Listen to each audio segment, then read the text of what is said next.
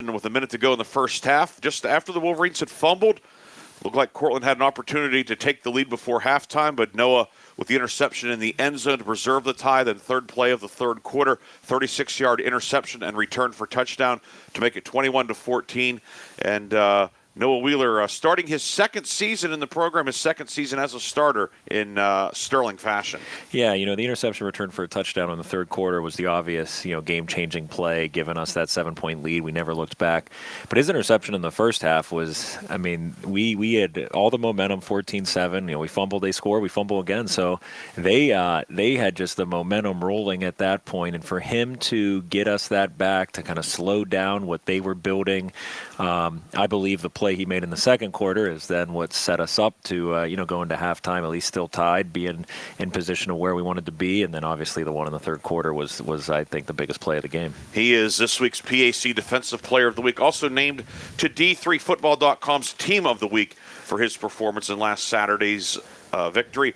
Another guy that certainly could have earned both of those honors, senior safety Ryan Montgomery, 2 interceptions and recovered a fumble also. And when you think about a guy that's just been Mr. Consistency since day one, the safety position, it's been Ryan Montgomery. Yeah, just a guy that does everything what he's supposed to, that, you get to the end of the game. And, obviously I knew how many interceptions and everything, but, Ryan had 2. You know what I mean? Just because you just expect that. He just does his job, and you get to the end of the game and you see the amount of production he had. But, similar to Noah, just had opportunities to get his hands on the ball. He did it. And, Ryan Montgomery just doing what he does to put us in position to win football games. There are a lot of veterans on the Grove City defense, 8 starters total.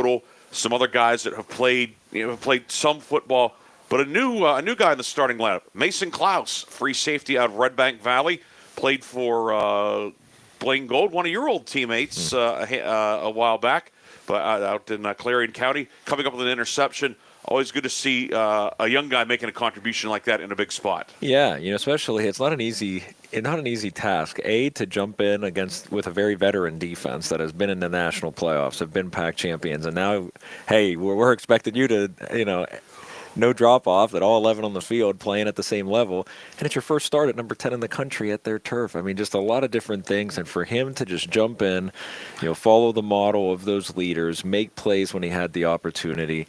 Like I said, I think our leadership on defense is incredible, and the way they've gotten these new faces on the defense, even though there's only a few, to immediately play at the level of guys who've been playing for 3 years is impressive, and I give a credit to Mason. Obviously, our coaches on that side of the football, but then also the leaders like Jack Jolly, Caleb Brubaker, Ben Bladel for bringing these guys along. Dominic Donino also an interception in the win. The Wolverines had a couple of sacks. Ben Bladel, Caleb Brubaker, each recording sacks. The other area where the Wolverines had a couple of new starters was the defensive line up front. Of course, Jordan Karcheski, 2-year starter, but a freshman starting at nose tackle, Kellen Taylor. Then Dave Cower, who's played a little bit in his first 2 seasons, making his first start at end. All in all, how did the front 3 play? Yeah, I thought we really settled in to do a great job with our run defense as that game progressed. I thought that was awesome. And then when you throw a lot of interceptions, one of the things, too, is the quarterback was constantly having pressure. He wasn't able to step up in the pocket. He wasn't able to get comfortable in the pocket. And obviously, Ben Bladel and those guys blitzing have a big part of that. But I tell you what, those D linemen, I was so impressed with. They did what we asked the D-line to do to let those linebackers go make plays. They were getting into a fit on those offensive linemen, trying to restrict the opportunities for the quarterback to step up in the pocket as they were in position there. So they just did a really, really nice job of how we play defensive line. It's not always, the most accolades you're going to get playing D-line in a system like this. Those linebackers are the ones going to be running free, but they're able to run free because of our D-line. And I thought those guys in game 1 immediately played at the standard we expect out of our defensive line.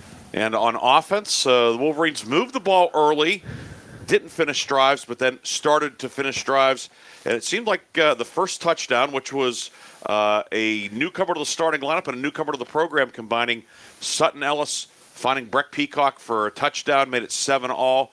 Wolverines then, after the Montgomery interception, take the lead 14-7. But all in all, it seemed like the offense, we could see the growth from quarter 1 through quarter 4 Saturday. Yeah, and I think that's a good word to use. We've seen the growth even from our scrimmage to this game. I mean, our scrimmage, we look like a bunch of new faces that, really was not close to the identity of who we need to be. And I felt there was at points in that game with this young group, running the football to finish off that game. Some of the ways we were able to capitalize there, specifically in the second quarter as we got down to the red zone, finishing off, Ian DeMary touchdown run, obviously the first touchdown, getting Breck one-on-one. It's exciting to see. There's been growth. There needs to be a lot more, especially if we want to win a football game like the almost perfect game in a lot of senses, that you got to be able to finish drives, do those things to beat our opponent this week. But the growth has been exciting. We saw that, and I think it's something that we can continue to build on because we had a lot of things though to correct from that game, specifically on the offensive side of the ball. Breck Peacock, 7 catches, 105 yards in his debut. Obviously, he is a guy that provides an element that the Wolverines haven't necessarily had at receiver. They've been more of the bigger, more vertical type guys. He's smaller, shiftier, but boy, what quickness. Yeah, and just some of the, honestly, adjustments that he made in his first start with Sutton was the most impressive thing in the pass game to me coming out of week 1, where they had something defended in what we were initially trying to do, and him and Sutton adjusted off to it and went to a different option mid-play to get into the opening.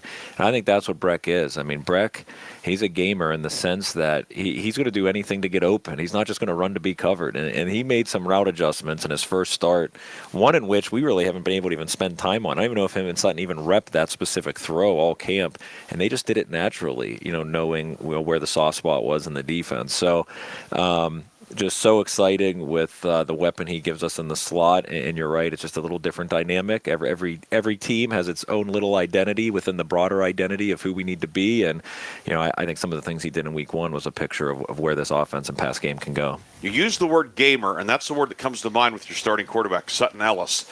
The numbers maybe weren't eye-popping, 10 of 22, but the most important stat for a quarterback is W's and L's, and he's 1-0.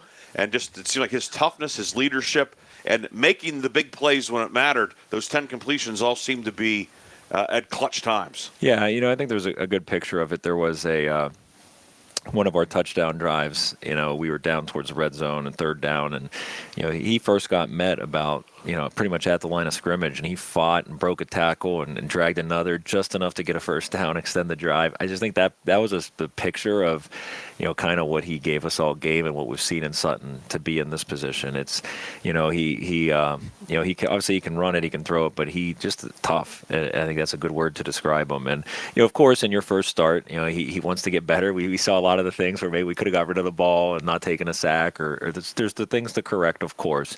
But all in all, in his first start, just so proud of him, proud of his effort, proud of his toughness, making the big throws when we needed it, and like I said earlier, the offense as a whole, so much we can build on for him as we continue to progress. The Wolverines had the ball for over 36 minutes. I believe it was around 18 or 19 minutes in the first half. It seemed like the cumulative effect of that paid off in the fourth quarter, where those runs that were 2 yards, 3 yards against a very stout Cortland defense, then they started to turn into 5 and 6 yards. You were converting on third and short. The fourth down conversion late to pretty much sew up the game. Was that kind of how you saw it? The offensive line, which got better and better, that big physical line and physical running backs too. Of course, we mentioned Sutton Ellis being a physical runner at quarterback, but Ian DeMary, who led the way with 91 yards rushing, a little bit of Shepard Miller, Chase Rankin. That whole 60-minute effect, it seemed to pay off in the fourth quarter. Yeah, it did. We talk about identity and style of play, and that is Grove City football for anyone who's watched us, where, there is, and it depends, not wrong, just different, depends on how you want to play the football game. But there are some teams that the way their identity is that if you're not running the ball, effectively getting those big runs early, maybe you go to something else, where we believe, you may have got a 2-yard run here, a 3-yard run, but that is going to pay dividends in the second half. You've got to commit to, hey, keep tackling Ian DeMary, keep having to put them in the position. And a couple things that does. Number one, you alluded to it, is time of possession. That is a huge factor in the game of football. You want to win time of possession, and so that's why you got to have a run game. You have to. Each and every week, you got to have at least a commitment to say we're going to try to run the football. But the second thing is, I believe it's allowed us to close out football games historically, and that was evident in week 1. Special teams also helped close out the victory on Saturday. Brady Lane, excuse me. Dylan was his brother. Probably won't be the last time I do that, but Brady Lane, 38-yard field goal to make it 24-14 with 4:44 to go. He ended up 4 for 4 on extra points, averaged over 40 yards per punt. He was PAC newcomer of the week for his special teams performance. Obviously, a good day to be able to unveil the new kicking specialist, and a lot of other positives in special teams too. 3 game-changing plays by Brady Lane in 3 different scenarios. When I say different scenarios, he is our kickoff guy, he is our punter, and he is our field goal extra point kicker. And in each one of those areas, he had a highlight reel play. Number one, the kickoff. We had a kickoff, and we had a penalty that put it back 5 more yards, which a lot of times that means you're now kicking it to the 10 or 15-yard line. They're going to get a great return. He still put that thing in the end zone. So that was an unbelievable play. Then backed up in your own end zone, and you completely flip the fields as the punter, helping our defense have great field position just because you put it over the punter's head and away, or the returner's head and away from him. And then, we kick, you make a field goal, we get a 5-yard penalty. And then you got to do it again, and you make the further field goal to get us the double-digit lead. I'm talking 3. As a first-time freshman, not easy situations to be put in. He delivered in all 3 of them. Absolutely. And you mentioned that punt, and that was, again, there were a lot of plays that were, you put a star next to them. And that one, you said punting from the end zone, a 60-yard punt. And, of course, Cortland, a dangerous return man, and Ravi Das, who ended up losing yardage on the return, trying to outrun the pursuit. Jack Jolly, starting middle linebacker, 2-year captain, who's out there on special teams, chasing him down out in the open to keep him from being able to perhaps turn the corner. There was some of the rest of the cavalry was coming, but Jack Jolly, I thought that play there was kind of, this is who Jack Jolly is. Correct. He, you just talk about that. I think that's a big thing for us is we do believe in every phase, get your best players on the field. That's why, if you're starting linebacker or captain, you're also playing on punt team, and that's the reason why. That for him to take that angle, have the speed to run that down, the efforts he's given every single play. When you have a captain making in the open field a special teams play like that, a 2-year captain, boy, does it set the tone. You don't have to say much about the importance of special teams. Just go watch your 2-year captain go make that play, and you clearly see how valuable special teams is for everybody else. The Wolverines are 1-0. So is today's opponent, Mount Union. The Purple Raiders, defending national runners-up, 13 national championships all-time, 33 undefeated regular seasons for Mount Union. The resume is thick, and it is impressive. And the 2025 Purple Raiders are an impressive outfit as well. They defeated Wheaton last week 37-29, a game in which the Purple Raiders led 37-7 in the 4th quarter. Mount Union checks in at number 2 in both national polls. When Coach and I come back, we will talk about Mount Union, which makes its first trip to Grove City since 1979.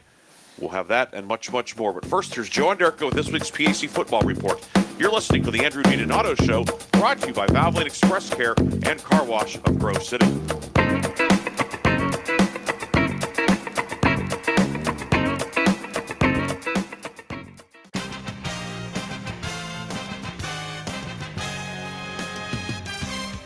Welcome to the PAC Football Report, covering Week 2 games of the 2025 season on September 13th.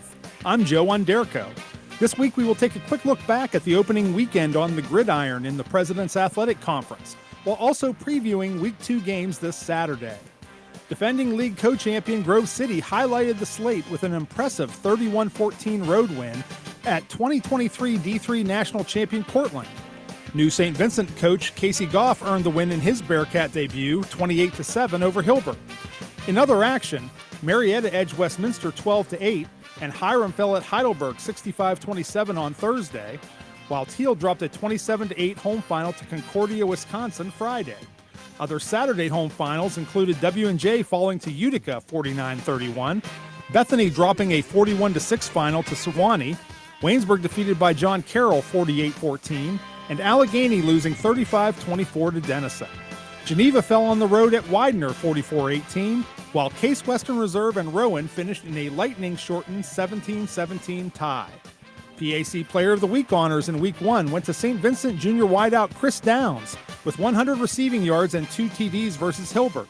Sophomore cornerback Noah Wheeler of Grove City was Defensive Player of the Week with 2 interceptions at Cortland, And Bethany sophomore punter Caden Langley was special teams honoree with a 46.3-yard punt average versus Sewanee.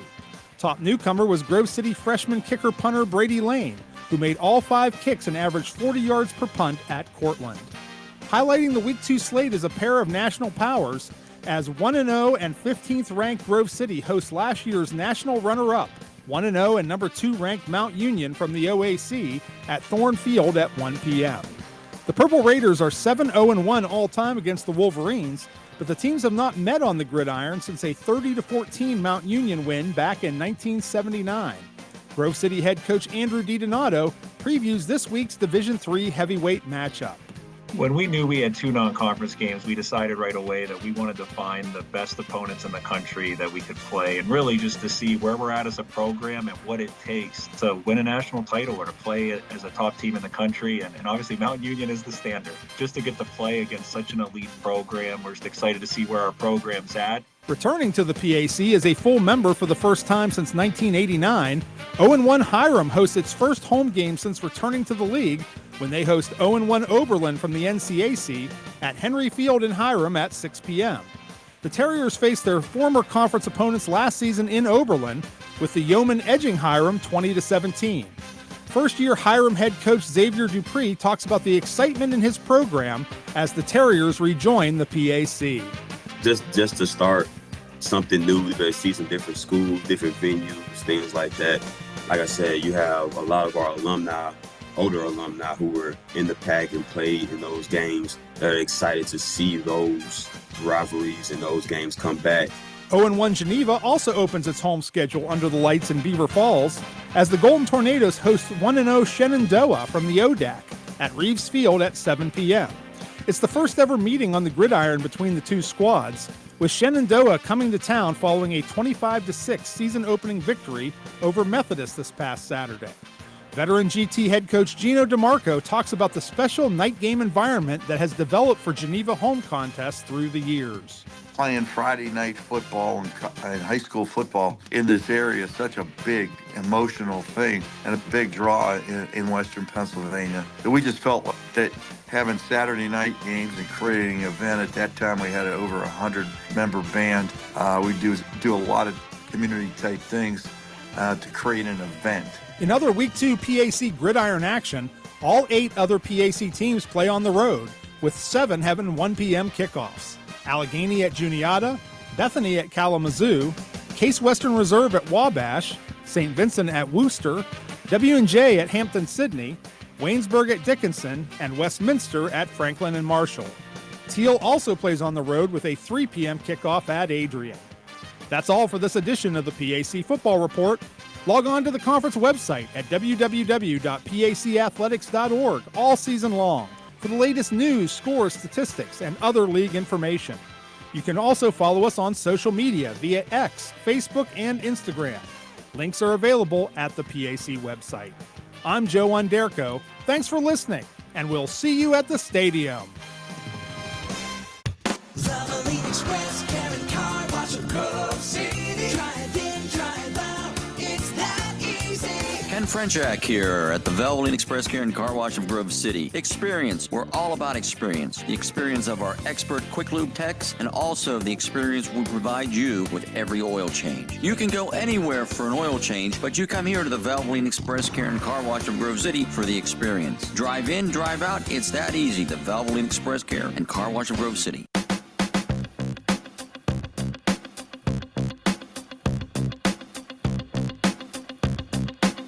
Welcome back to the Andrew DiDonato Show, brought to you by Valvoline Express Care and Car Wash of Grove City. Ryan Briggs here with Grove City College head football coach Andrew DiDonato. Coach, the Wolverines opening the home schedule, taking on Mount Union. And obviously with Mount Union, the history, the tradition certainly is second to none at the Division III level. And when you look at the 25 Mount Union team, a lot jumps out. Certainly the excellent physical talent, the skills, the coaching, all that. When I look at the 2 deep, what kind of pops off at me right away is you look at the starting line. Senior, senior, senior, grad student, junior, senior, senior. I mean, this is obviously excellent, well coached, but also a very experienced team that has played a lot of football. Yeah, I think, everyone who follows Division III football knows about Mount Union. Obviously, as good as ever, national runner-up last year, number 2 in the country. Long win streak right now in the regular season. The most basic and biggest thing that jumps out is truly a football team with no weak spots. I mean, you talk about what a national champion team, like, there is no weak spots. Usually, even on great teams, you see something where, hey, this is an area where it's not a strength for them. Like, this is an area. But it doesn't matter whether you're talking about their defensive line, their linebackers, their DBs, the quarterback position, the pass game, the run game. As you expect from number 2 in the country, a complete football team. So that's number one. The second thing that stands out is the overall team speed. As expected, as fast of a football team at our level as you're going to see at all positions. So, I think those are the two things that jump out, and why we're excited. It's why we schedule these games, is because that's where we want to be. Where they've been in the national scene, and excited just to see where we're at against a very, very complete football team. Before we delve into this matchup, how did this come about? How did Grove City and Mount Union get on the schedule together? Yeah, so when we got the word that we get 2 non-conference games, after we went to the national playoffs, I've shared this before, but we added to our vision statement, compete for national championships. And again, vision to us just means it's how we make decisions. We're not saying, hey, this year, 2016, we weren't saying we're going to win the PAC championship. No, we're making decisions just looking at our PAC opponents. Well, when we put national championships into our vision statement, it meant we're going to make every decision comparing what we learned against Cortland and Johns Hopkins and Susquehanna and what the best teams in the country are doing. How do we beat them? So number one, I wanted to schedule nationally ranked opponents in our 2 non-conference games. So the way that works, I usually reach out to 3 at a time, hoping one will say yes, and then I move on. I happen to reach out to Cortland and Mount, and they both said yes. That was easy. I just figured it was going to be. It's very hard to find a non-conference game when we found out to go schedule those. Most teams already had a game. So I was just trying to at least find one. And so that's why I reached out to 2 teams that were in the top 5 at the time.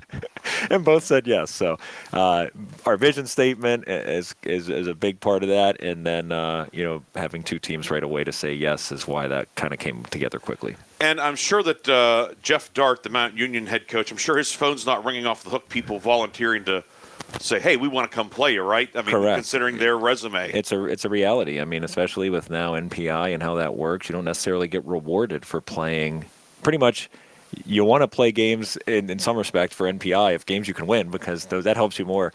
But if we're looking at, I say this, we learned more, I don't say more, but we learned some things in those national playoff games against a top 4 team in the country, Johns Hopkins, that we did not learn at any other point, meaning they're going to championship, which is part of our vision.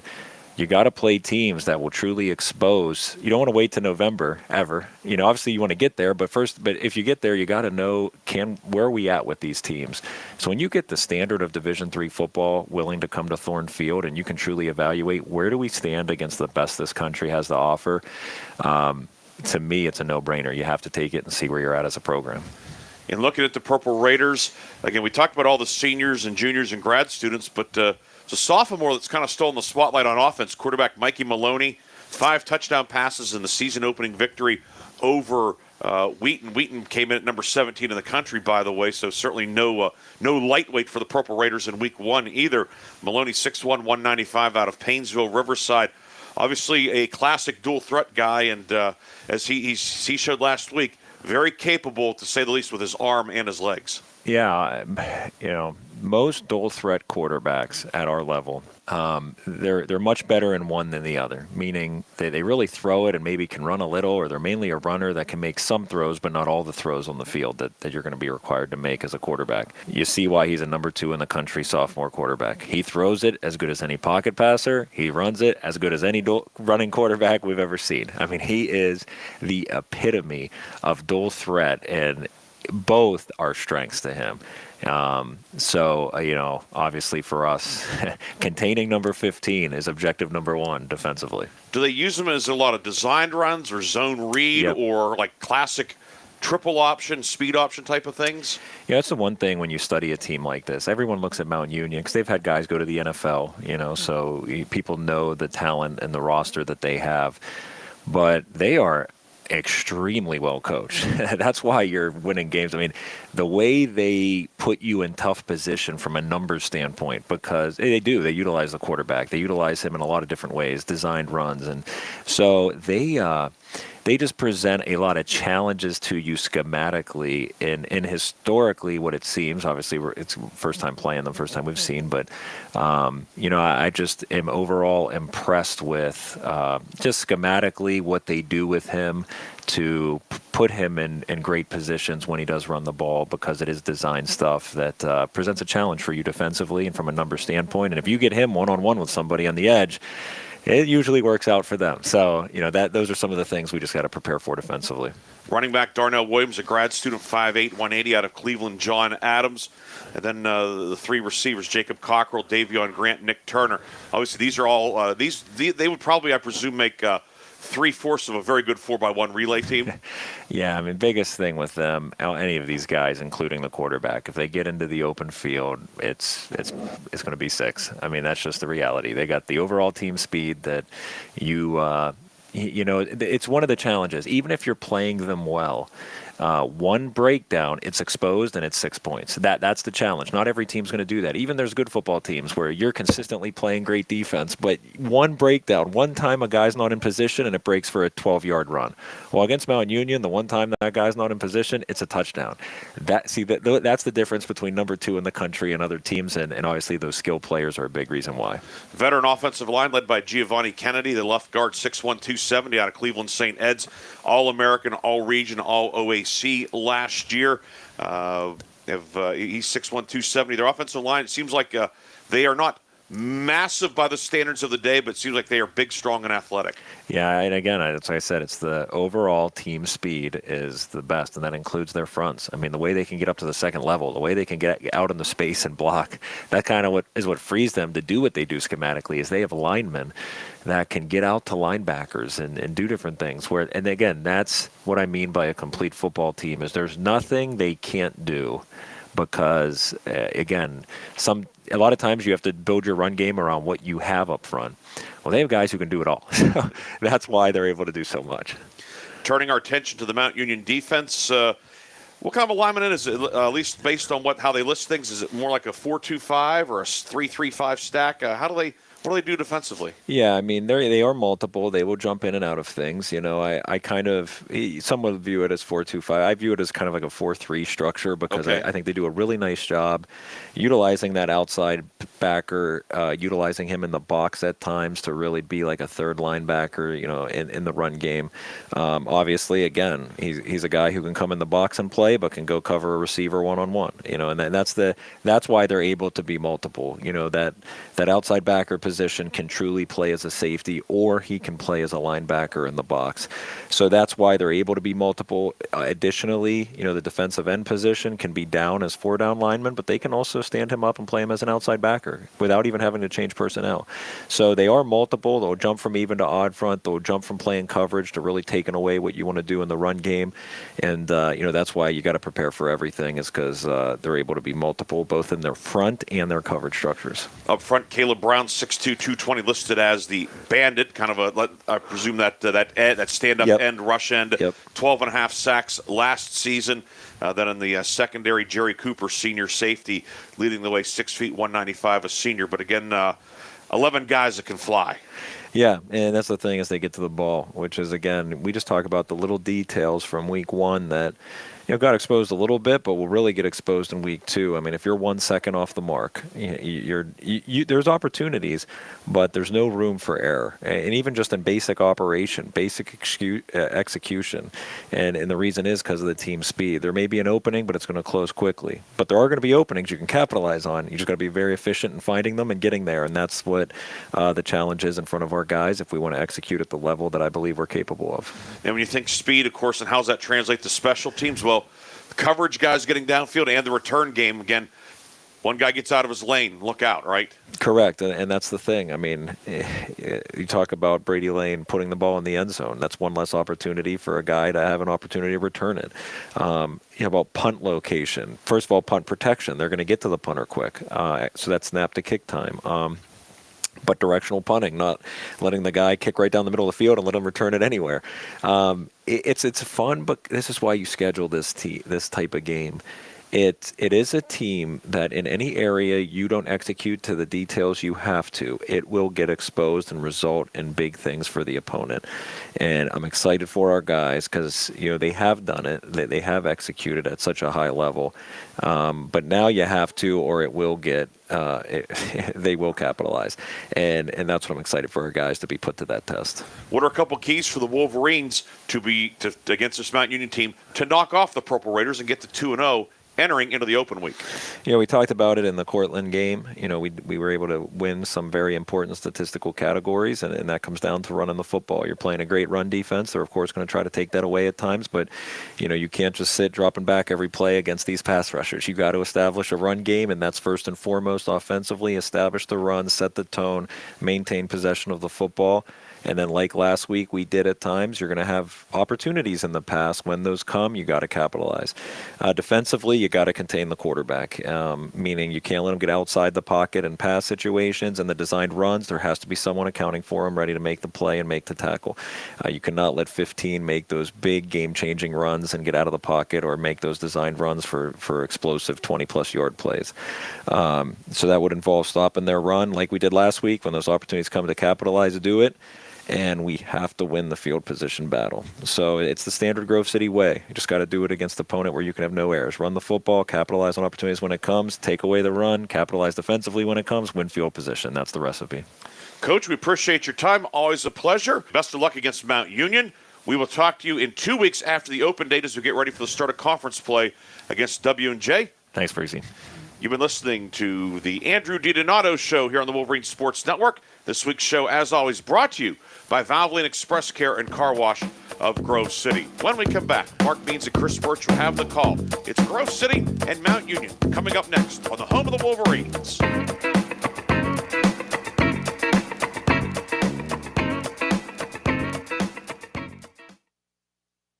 Valvoline Express Care and Car Wash of Grove City. Drive in, drive out, it's that easy. We'll check your oil, check your fluids, and get you clean. Fast, friendly service for cars, trucks, and SUVs. Wiper blades or filters, check your tire pressure. Locally owned, nationally known. No appointment necessary. Valvoline Express Care and Car Wash of Grove City. Drive in, drive out, it's that easy. Ken Frenchak here at the Valvoline Express Care and Car Wash of Grove City. Experience. We're all about experience. The experience of our expert quick lube techs and also the experience we provide you with every oil change. You can go anywhere for an oil change, but you come here to the Valvoline Express Care and Car Wash of Grove City for the experience. Drive in, drive out. It's that easy. The Valvoline Express Care and Car Wash of Grove City. Valvoline Express Care and Car Wash of Grove City. Drive in, drive out, it's that easy.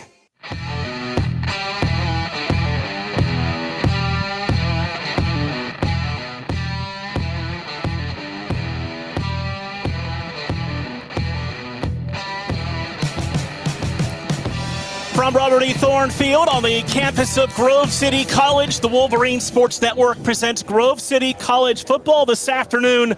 The Grove City College Wolverines host the number 2 nationally ranked Mount Union Purple Raiders. Mark Means, Chris Birch back for year number 15. And could you have a bigger game to kick off the home portion? No, how about this? Yeah, certainly a game that, is week 2, and the entire country that is tuned into Division III football nationally is paying attention to this one. 2 nationally ranked teams, the number 2 team in the country, Mount Union, coming in, taking on the Grove City Wolverines, who, of course, beat the ranked Cortland team last week. So, again, you and I have covered certainly a lot of big games here, a lot of big postseason games, but, it doesn't get much bigger than this, maybe in the whole history of the football program, as far as the eyes on Robert E. Thornfield and the Grove City Wolverines. Wolverines coming off the 31-14 win over the Red Dragons from Cortland on the road last week, at that time ranked 10th. And the highlight of that game was 7 turnovers for 6 interceptions by the secondary. Well, I mean, you think about the preseason preview for this Grove City College team, right? So many newcomers on offense.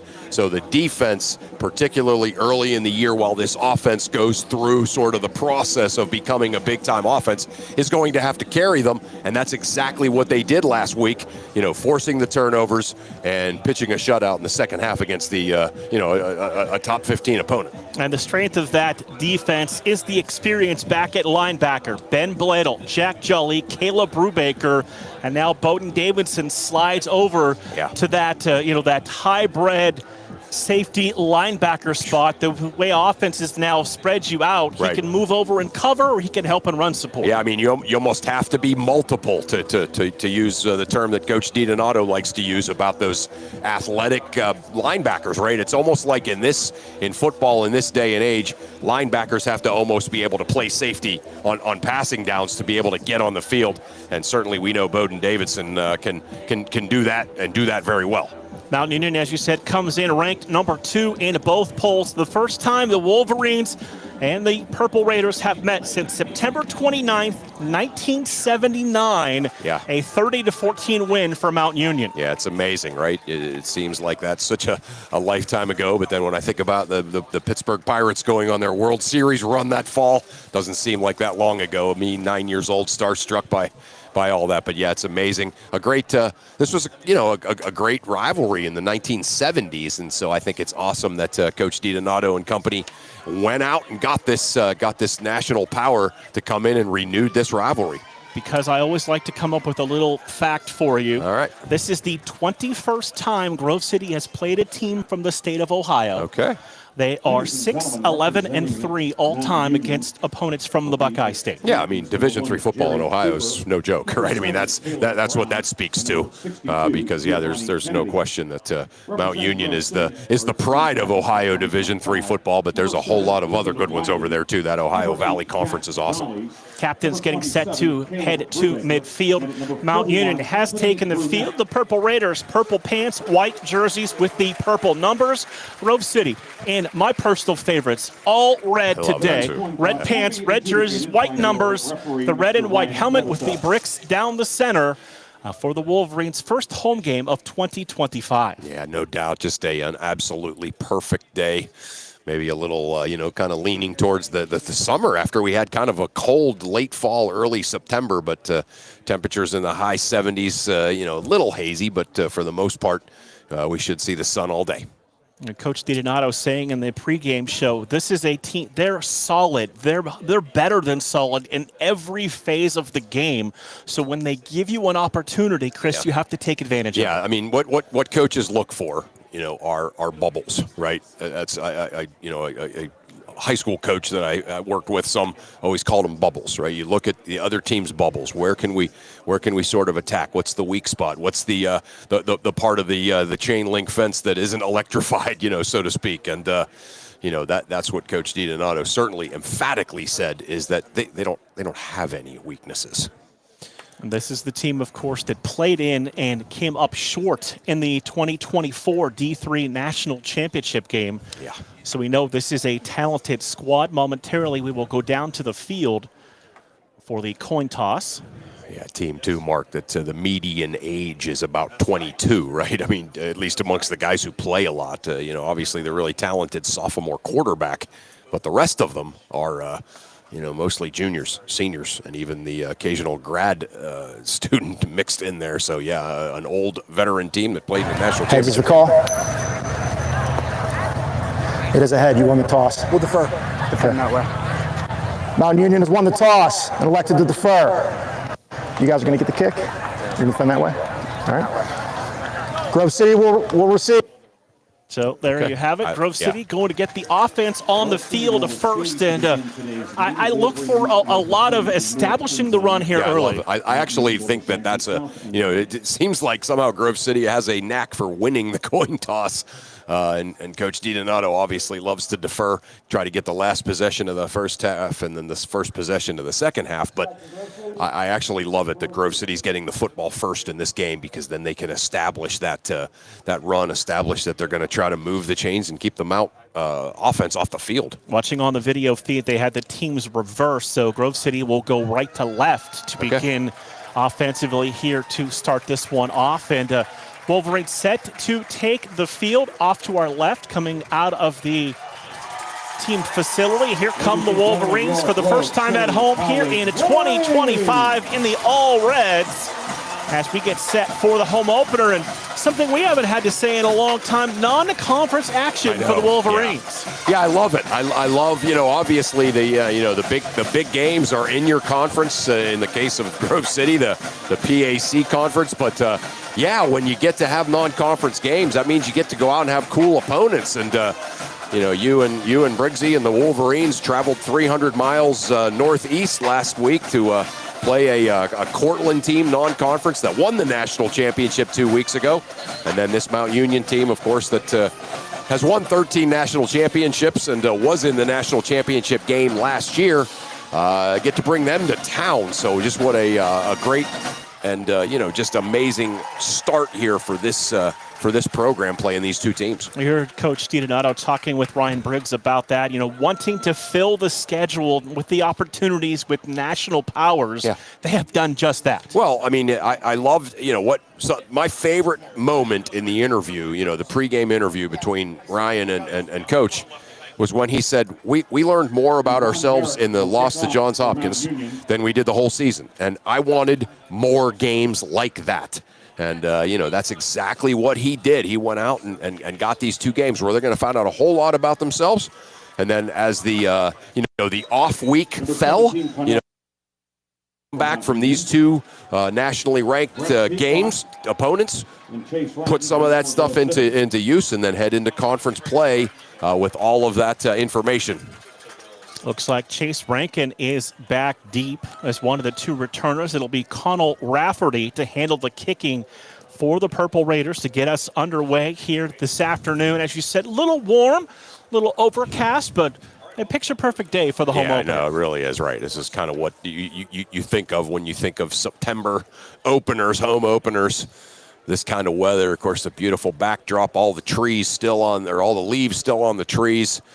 That unbelievable sight that we see looking out over Grove City College behind the opposing stands, which are jam-packed as well. Not a seat in the house, not taken. Rankin and Peacock back deep to return this kick. And this is going to head into the end zone, out of the back of the end zone. Grove City will start this game going right to left here in the You certainly want to go out there with a lot of confidence and, execute your stuff right off the bat. But you need to, it's that tough combination to find. You want to execute, you want to be sharp, you want to kind of do everything technique-wise perfect, but you also want to be loose. Sutton Ellis making his second start, the junior from Brunswick, Georgia, 135 yards and a touchdown through the air last week. He'll have two receivers to the right and one to the left. Looks like Ian Demiri, the single tailback behind him. And that is going to be a run. Check that. That is not Ian Demiri. That is Shepard Miller, the freshman, getting the start again. And Shepard Miller pounds his way forward for about 8 yards on first down. Just an absolutely perfect, kind of hole opened up by that Grove City offensive line. Trainer and Feldmeyer opening that up. And, that's a great start for a team that really wants to establish the run. So now Ian Demiri will check in. Demiri, the junior out of Penn Trafford, 81 yards, pair of touchdowns last week. Ellis going to give the ball to Demiri, and Demiri's going to push the pile forward all the way down to the 40-yard line. It's a first down run for Ian Demiri, and Grove City establishing that offensive line here early. How about that?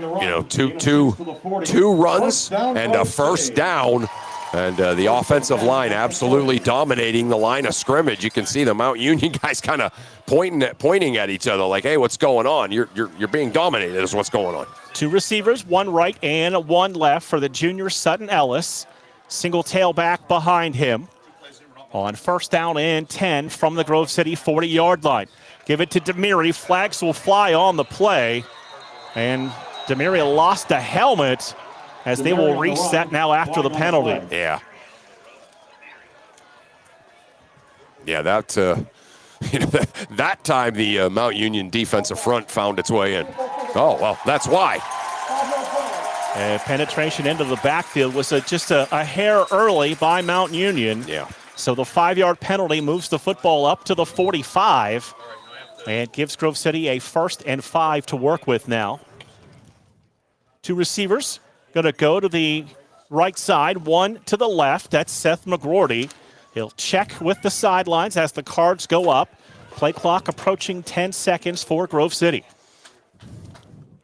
2 receivers again, right, 1 to the left side. Takes the snap. Ellis back to throw. Going to take the one-on-one shot downfield. Little too far out in front of Daniel Sullivan, the junior 3-year starter. And it brings up 2nd and 5. Yeah, Sullivan, he had a step on him, but still pretty good coverage down the field. So I like it, though. 2 great runs to start, then the penalty setting up that 1st and 5. Why not take your shot right there? So 2nd down and 5 from the Grove City 45. 2 receivers right, 1 to the left side. Single back behind Sutton Ellis, who turns, checks with the sidelines. Play clock down at 20 seconds. No score here on the opening drive. Now he'll bring Breck Peacock from the slot in tight. Play clock rolling down to 10 seconds. They give the ball to the freshman tailback Shepard Miller.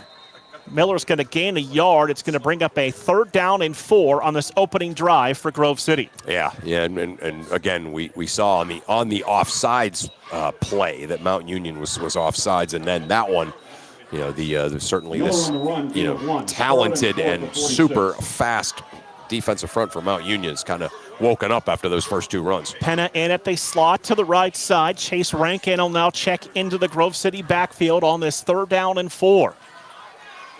Trips right, single receiver to the left side. It's Ellis and Rankin in the backfield. Play clock now down under 10 seconds. Ellis to throw. Fires from McGroarty, who made the catch near the sticks, and they're going to spot that as a Grove City 1st down. And Seth McGroarty coming up with his first catch of the afternoon, his 3rd of the season.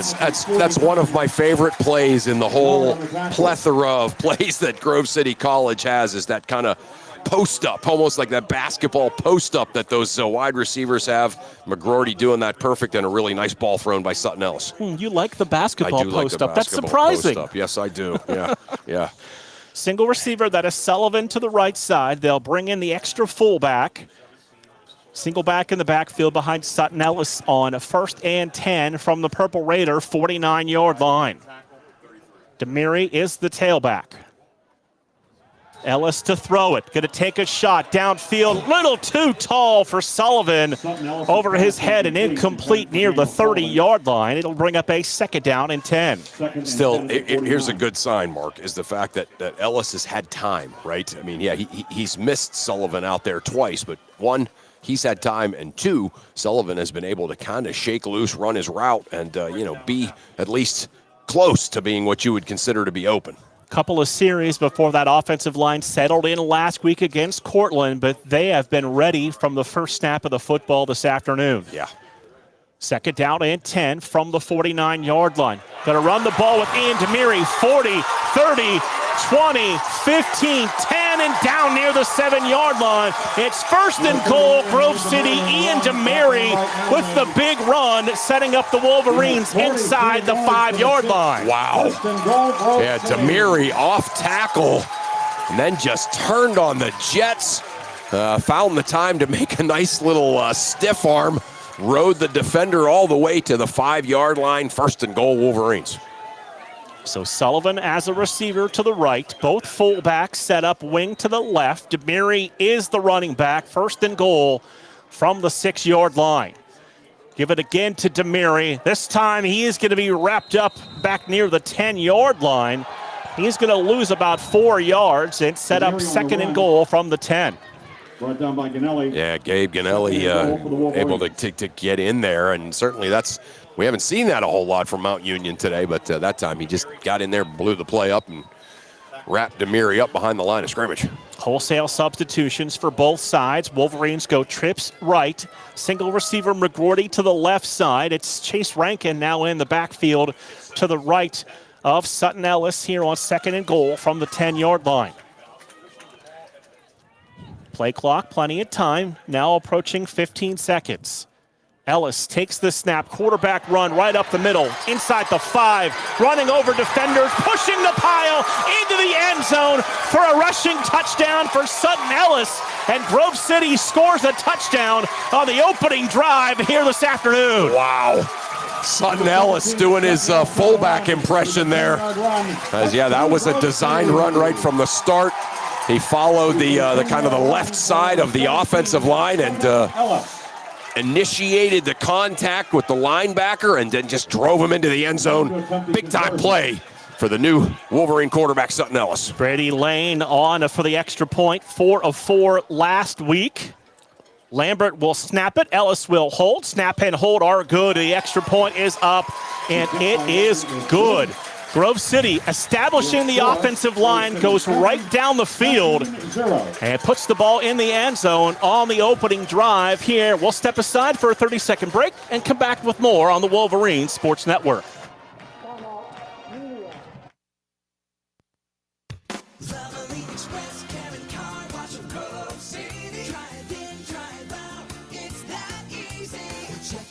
Check your fluids and get you clean. Fast, friendly service for cars, trucks, and SUVs. Wiper blades or filters, check your tire pressure. Locally owned, nationally known. Ken Frenchak here from the Valvoline Express Care and Car Wash of Grove City. Fall. Leaves are changing. Why not get a jump start on the season and get the oil changed in your vehicle? We have your grade of Valvoline oil regardless of your gas or diesel engine. We stock most air filters and windshield wiper blades. So don't forget, we offer 2 automatic car washes along with 2 self-serve bays. Stop by to have your car run and look great. You can go anywhere for an oil change, but you come to us for the experience. Valvoline Express Care and Car Wash of Grove City. Drive in, drive out, it's that easy. And we welcome you back here to Robert E. Thorne Field. And could you have asked for more on the opening drive, Chris? No, you could not have. You couldn't have asked for a better start as Grove City just marching right down the field, took it right at the number 2 team in the country, finishes off with a power run by the quarterback. Extra point good, 7-0 Wolverines. You get the offense fired up. You saw Coach Bainey celebrating on the sidelines with center Bobby Benton. You got the bench fired up. The crowd is into it. Yeah. Could not have asked for more on the opening drive. Brady Lane, the PAC newcomer of the week for his all-around performance, handling all phases of the kick game, punt, kickoff, and field goals and extra points. The freshman showed what he could do last week in the season opener. Mount Union's going to have 2 returners standing back deep inside their end zone right at the goal line. We are ready to get things back underway. Lane approaches the football. That is a line drive kick that is going to go over the head of the returner out of the back of the end zone. And that is how Mount Union will start this first drive here this afternoon. Yeah, how about that? The kicker for Grove City continues to impress. Brady Lane, 3 game-changing plays, according to Coach DiDonato last week, and one of them was a kickoff that went through the end zone after a penalty that did not allow Cortland to return it. So he just kind of continues to be awesome. Mikey Maloney is the starter as a sophomore last week. 307 yards, 5 touchdowns, and his first start for the Purple Raiders. He'll have 2 receivers to his right, 1 to the left. Going to send an H-back in motion on 1st down and 10. Back to throw, fires underneath, pass caught, driven out of bounds, just shy of the sticks on this up-tempo Mount Union offense. Yeah. Yeah, and again, that's what they're going to try to do. They're going to try to take, kind of make it so you're always feeling like you're scrambling when they're up tempo like this. So Jacob Cockrell on the reception. So he's going to turn and hand off the football. And that's a big hole right up the middle. Inside the 30, 20, 15. That is 10-5. Darnell Williams finds the end zone for the Purple Raiders. And just a couple of plays, an extra point away from tying things up. Yeah, and that's almost exactly what Coach DiDonato said to our Ryan Briggs do is if you make a mistake, if you don't wrap them up, if you're not in the right angle, they're gone. It's not a big gain. It's a touchdown. And that was exactly what Darnell Williams, the graduate student from Cleveland, did right there. Ivan Marsick to attempt the extra point. Ivan Merrick snapped down, and the extra point is up, and it is good. And just like that, the Purple Raiders come right back, Chris. They tie this game up at 7 apiece. Yeah, and again, let's after that great drive, let's not forget who they are, right? And yeah, we know what what this team can do, and certainly Darnell Williams said, don't forget about us. And Darnell Williams, the grad student, rushed for 63 yards in their game last week. Again, the grad student out of Cleveland, and John Adams. And now we are all tied up at 7 here in the early going of this first quarter. Yeah, so just all the makings. I mean, both teams put up a lot of points last week against nationally ranked opponents. So again, we should not be surprised that both of the offenses looking really impressive. And Chase Rankin, Breck Peacock back to return this kick as the Wolverine offense set to take the field once again. 9 minutes, 47 seconds to play here in this opening quarter. Touchdowns for each offenses. Mount Union doing it quickly. Grove City, the long time-consuming drive that we're used to seeing. Yeah, and I mean, you could probably make the case that both teams doing kind of what they excel at offensively here on display. End-over-end kick that is going to be Breck Peacock from the 10-yard line to the 15, 20, 25, and he'll go down about near the 26-yard line. Breck Peacock had the strong game last week for Grove City, leading receiver with 7 catches for 105 yards and a touchdown, and you could see a little rhythm developing between Sutton Ellis and Breck Peacock. Oh yeah, no question about that. And those are going to be the kinds of things that we see, from these guys more and more as this offense grows. And you mentioned in the pregame show, lots of new, familiar names to us, but new names into the starting lineup for Grove City this year. And what we've seen so far is both teams, kind of doing the way they like to operate. Yeah. Mount Union's been a big big play team that will strike downfield.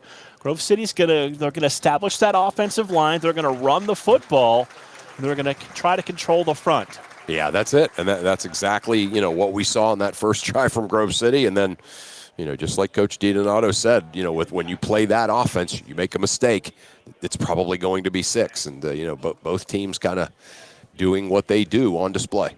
So Sutton Ellis and the Grove City offense ready to come back onto the field.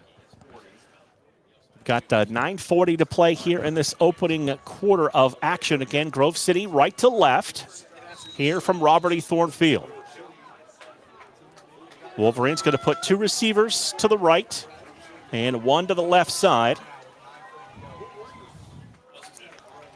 Now they'll bring that receiver in tight. Ellis, single tailback, going to give the ball to Miller. Miller trying to get to the outside, threw off one defender, was able to spin forward for about an extra yard. So give him 2 yards on the carry, the freshman out of IMG Academy in Bradenton, Florida. Yeah, that's generally an indication that someone can really play when they play at IMG Academy. So yeah, that's a 3-yard gain to the 20. That's a very talented freshman, obviously. So Miller comes to the sidelines. Chase Rankin will check in on this 2nd down and 7 for the Wolverines. 2 receivers go to the right now. Rankin's going to split out as a receiver to the right side with 1 to the left. Ellis alone in the backfield on 2nd and 7. Quarterback draw with Sutton Ellis right up the middle, lost his helmet, and his forward progress got stopped at the 30-yard line. He'll gain 1. It's going to bring up a 3rd down and 6 for Grove City. So Ellis lost the helmet, which means Ethan Wiley, the senior, will check in for a play. 6'3", 210 out of Mercer. Yep. Named, of course, one of the co-captains, right, from this squad. So certainly a guy that from Mercer that's put together a nice career, getting a. So 2 receivers to the right, 1 to the left side. Ethan Wiley, the quarterback. They're bringing some pressure. Wiley to throw it on 3rd and 6. Fires downfield, and the ball batted away in front of Seth McGroarty. That's good coverage downfield. Costa Radovishu going to knock that football away. Their leading tackler last week. Yeah, a really good route that was run out there, and Wiley obviously making the right read there, but just a really good play out there on the corner. So 4th down, and it will bring on Brady Lane to punt the football away. 4th down for the Wolverines. Lane to punt. Lane averaging just a hair over 40 yards per kick last week. Single returner back deep for the Purple Raiders at their 25-yard line. Lane gets away a high kick, fair catch called for, and made at the 28-yard line. Good distance and good height on that punt by Lane. Yeah, Brady Lane kind of doing what he does, right? We talked to certainly one of the overall goals of this Grove City College team is to, win the field position game and, pin back fairly deep there. But Lane gets a boomer off, forcing a fair catch and flips the field position. Mason Ashby, North Canton Hoover High School, calling for that fair catch. So Mikey Maloney will have Darnell Williams with him in the backfield. 2 receivers left, 1 to the right side. Wolverines showing some pressure. Maloney to fire over the middle. Pass caught to the Grove City 45-yard line. Davion Grant, the junior out of Naples, Florida, on the first down reception. Yeah, that was just kind of one of those quick passes in that found the seam in that zone. Montgomery making a nice tackle, but not before the first down was picked up. New running back in there, Sean Thomas, the senior out of Lima Central Catholic. Twins to each side for Mikey Maloney. Maloney overlooks the defense, takes 1 step back, fires downfield, pass caught across the 50. And then the receiver is going to be pushed out of bounds there. That's Nick Turner out of Dallas, Texas, with his 9th catch of the season. Yeah, what's the recruiting area for Mount Union? All of it. Everywhere, yeah. that's what that shows. 2 receivers, now 3 go to the left, 1 to the right side. Thomas remains the tailback with Mikey Maloney for the Purple Raiders. And we've got movement up front, and a false start penalty on Mount Union is going to back them up 5 yards. Yeah. How about that? Setting up that 2nd and short there for them, but somebody twitched along the line of scrimmage, and so now 2nd and 9, a chance for Grove City's defense to force a 3rd and long here. So 2nd down and 9. Purple Raiders going to put 2 receivers to the left, 1 to the right side, wing to the left side for Mikey Maloney, the sophomore quarterback. He's got Sean Thomas with him in the backfield. Thomas fakes it to him, fires over the middle, pass caught for the Purple Raiders. That's a first down reception to Nick Turner. On this offense for Mount Union, down to about the 37-yard line of Grove City. Yeah, doesn't it almost look like, as fast as these receivers run these routes, it's almost like there's too many guys to cover. That's almost kind of the appearance that it has from up here. So spot the football at the 37-yard line. Maloney takes the snap. Drops to throw, feeling some pressure from Ben Bladel, rolling outside, fires downfield, pass caught inside the 15-yard line. Once again, that's Nick Turner on the reception for a Purple Raider first down. Yeah, Maloney just kind of, buying time, rolling around, buying time, and it's so hard to cover these fast wide receivers, when that's the case. So 1st and 10 for the Purple Raiders. Ball is going to be resting on about the 14-yard line. Single receivers to each side now. 2 backs flank the quarterback, Mikey Maloney. Maloney going to give it on the inside, handoff to Sean Thomas. Thomas to the outside, and Sean Thomas into the end zone for a Purple Raider touchdown on a sweep to the right side. Yeah, they had Thomas hemmed in over there, but then he reversed field and found some blocking along the line of scrimmage, found a seam, and once he found the seam, he was gone.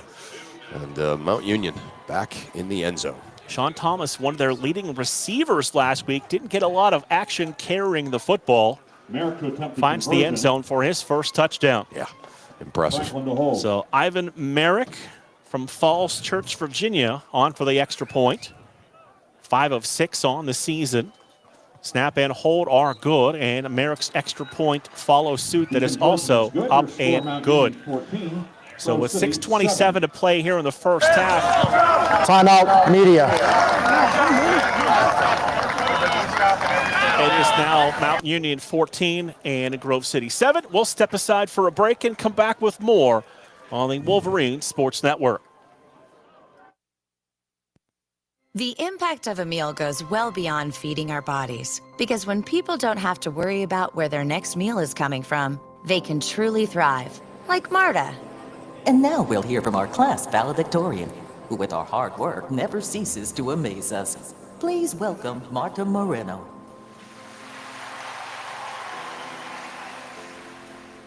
And Alex. Hey, Alex, how did the interview go? I did it! I got the job! I can't believe it! I knew it. Let's meet up later to celebrate. And Diego. Mom! I got first place at the science fair with my volcano project. That's amazing, sweetie. Congratulations. Because when people are fed, futures are nourished, and everyone deserves to live a full life. Join the movement to end hunger at feedingamerica.org/actnow. feedingamerica.org/actnow. A public service announcement brought to you by Feeding America and the Ad Council.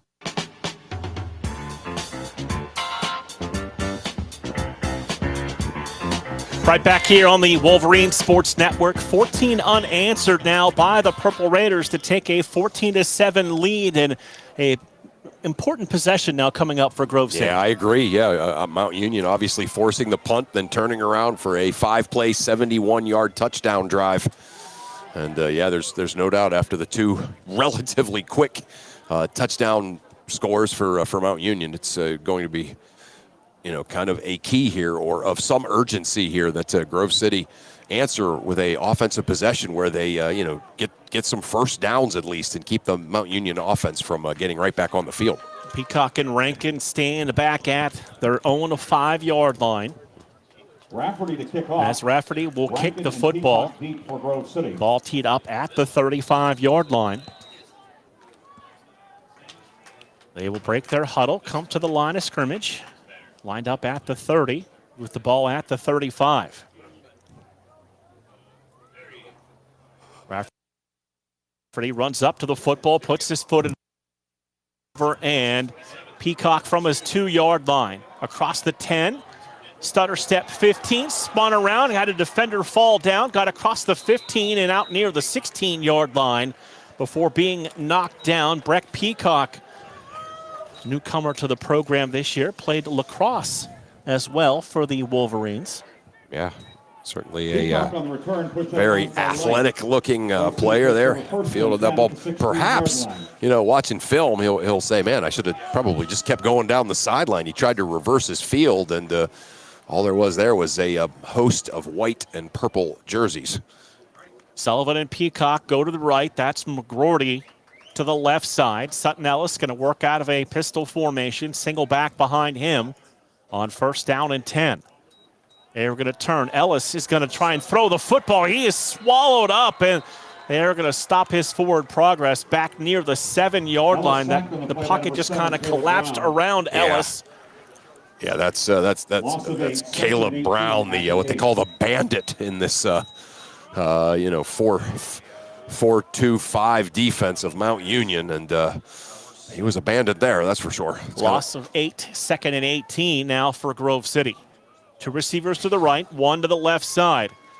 It's Ellis and the freshman tailback Shepard Miller with him in the backfield on 2nd down and 18.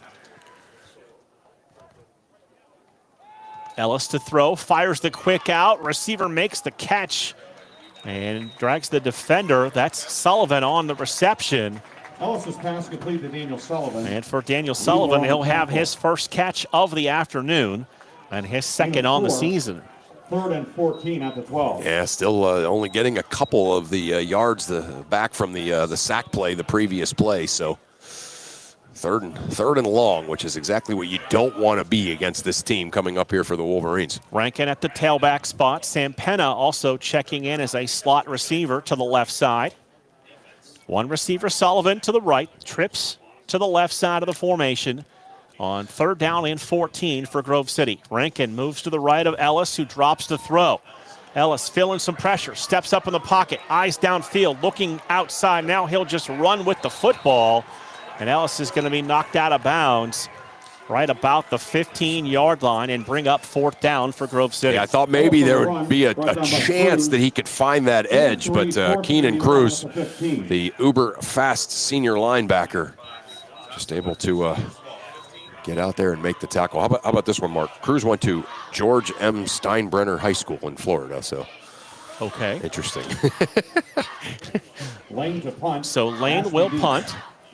Single returner back deep at his 40-yard line.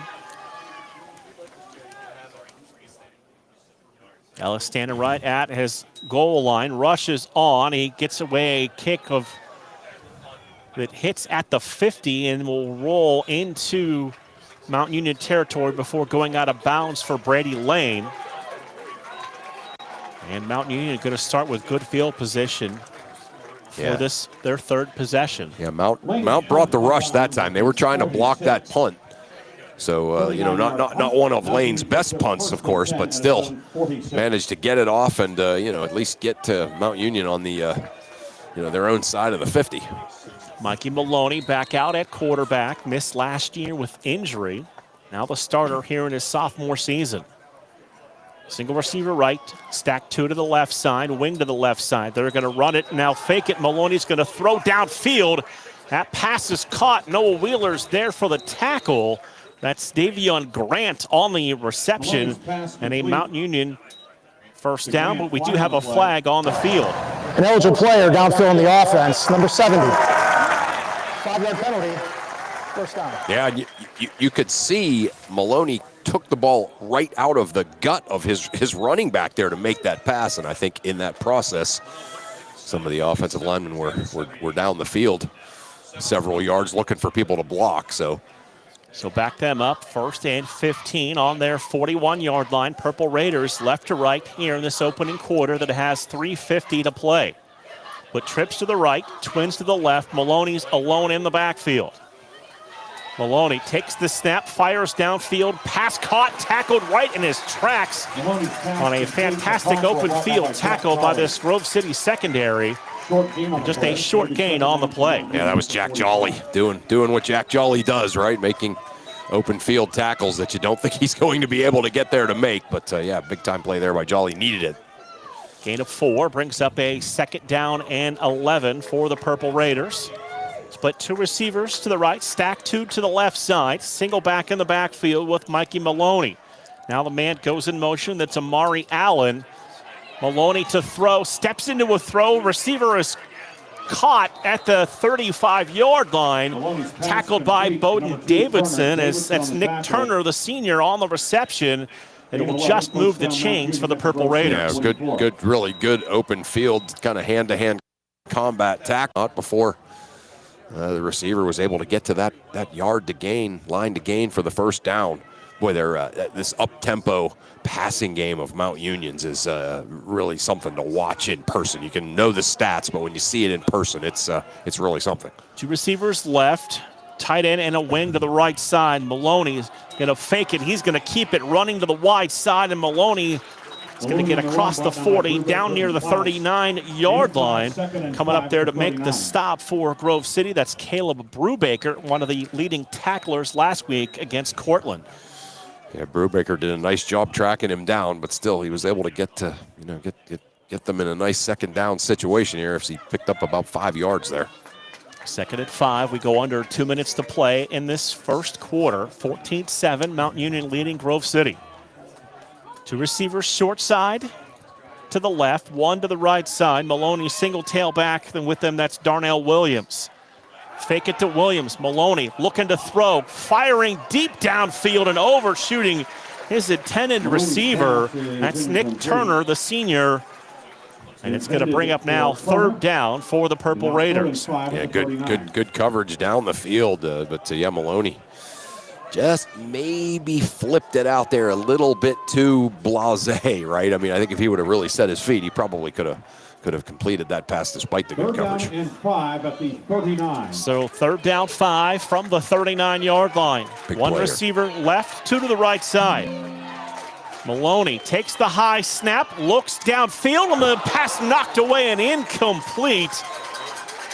That was Ryan Montgomery who got a hand on the football to bring up 4th down. Montgomery, 2 interceptions and a fumble recovery last week. Yeah, certainly a for Mount Union at the 39. big week for Montgomery last week. The 5'10", 180-pounder from Slippery Rock High School, a place I know a little bit about, so made a nice play there. You can hear the crowd below us. Mount Union will play on 4th down and 5. Twins to each side. Williams, the tailback. Maloney to throw. Pressure. Throws underneath, and the pass is caught inside the 30. But a flag comes in at the end of the play as well. Pass complete from Maloney to Turner. Flag on the play. Flag was late after the play was almost over. We'll have to sort out this penalty. Some kind of a late hold to keep the Grove City rush from getting to Maloney. We'll see here. Officials gathering right about the 35-yard line. Pass interference. Offense number 4. Wow. So, holy cow. Offensive pass interference called on the Purple Raiders. So this will back them up to 4th and 20. And it looks like the punt team is coming on.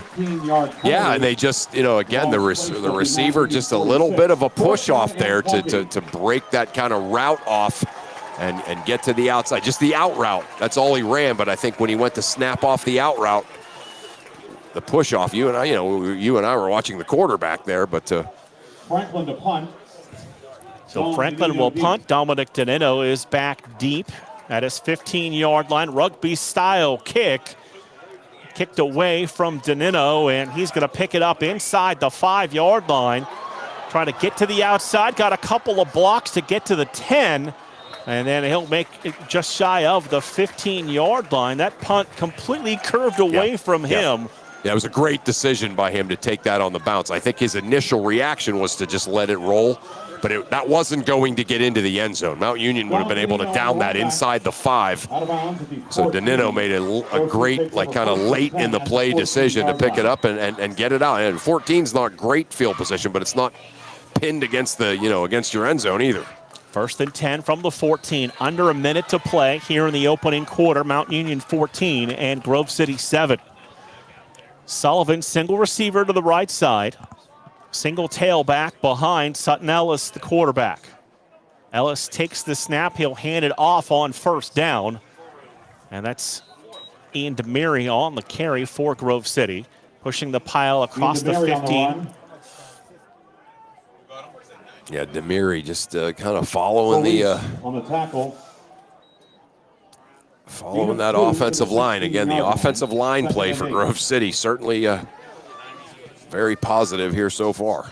Demiri will stand at the tailback spot. It is Sullivan to the right, Peacock to the left side. Both fullbacks in the backfield in front of Sutton Ellis. Ian Demiri now going to move to the right side of Ellis.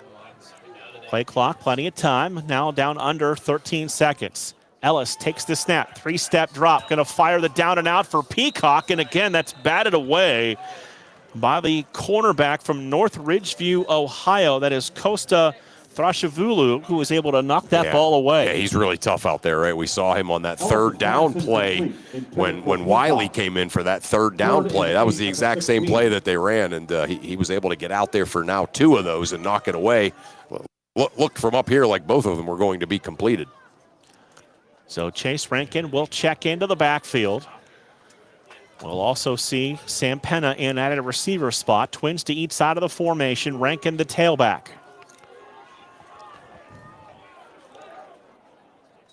Ellis to throw.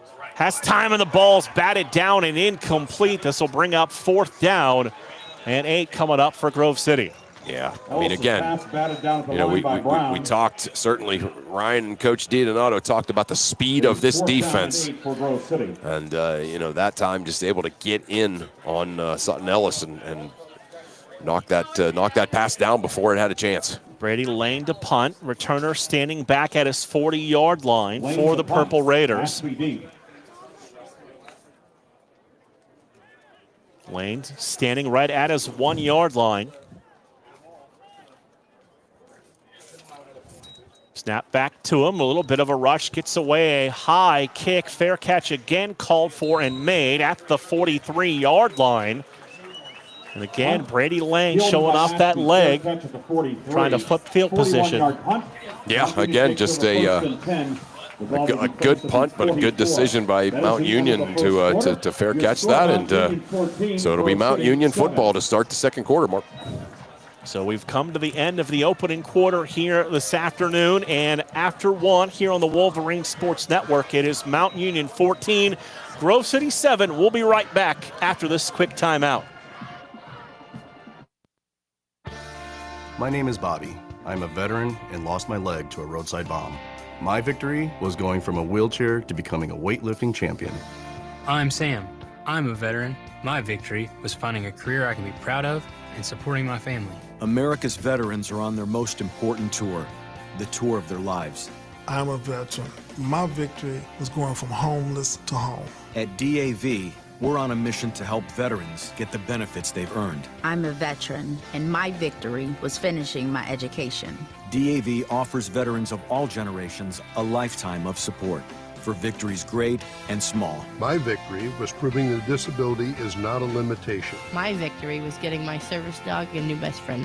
We help more than 1 million veterans every year as they face and conquer their challenges. My victory is being able to be there for my family. When America's veterans win, we all win. Help us support more victories for veterans. Go to DAV.org.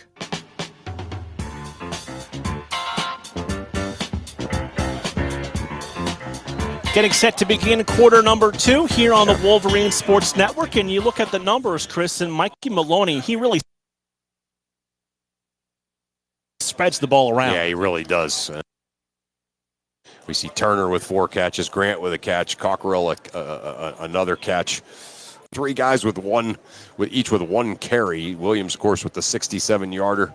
Thomas with a 14-yarder, and they both have touchdowns. So I think that the Mount Union stats certainly bear out a very efficient quarter for the Purple Raiders on offense. Grove City, Ian DeMary leading the way, 4 carries for 51 yards. Shepard Miller has 3 for 13. Sutton Ellis, 4 for 6 yards, but does have that first touchdown for the Wolverines. Yeah, that's the one that counted, right? Yeah, no doubt about it.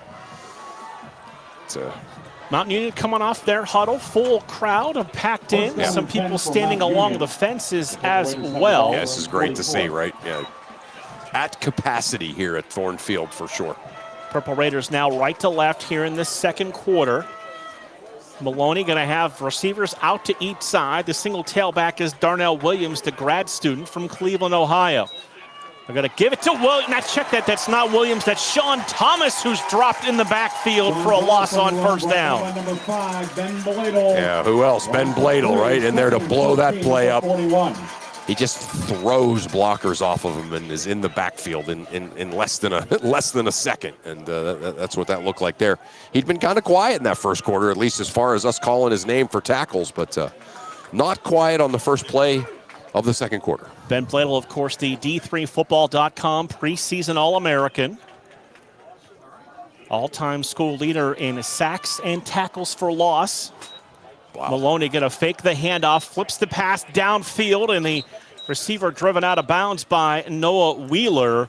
And that is a catch for Nick Turner on second down. Yeah. Turner able to, again, you know what a lot of these Mount Union receivers do? You can tell it's something they teach program-wide, is they catch the ball low. You know, like in other words, they are, on all of these short passes, they catch it low, like their knees are bent and they catch low, and then they can drive out of it for the yards after catch.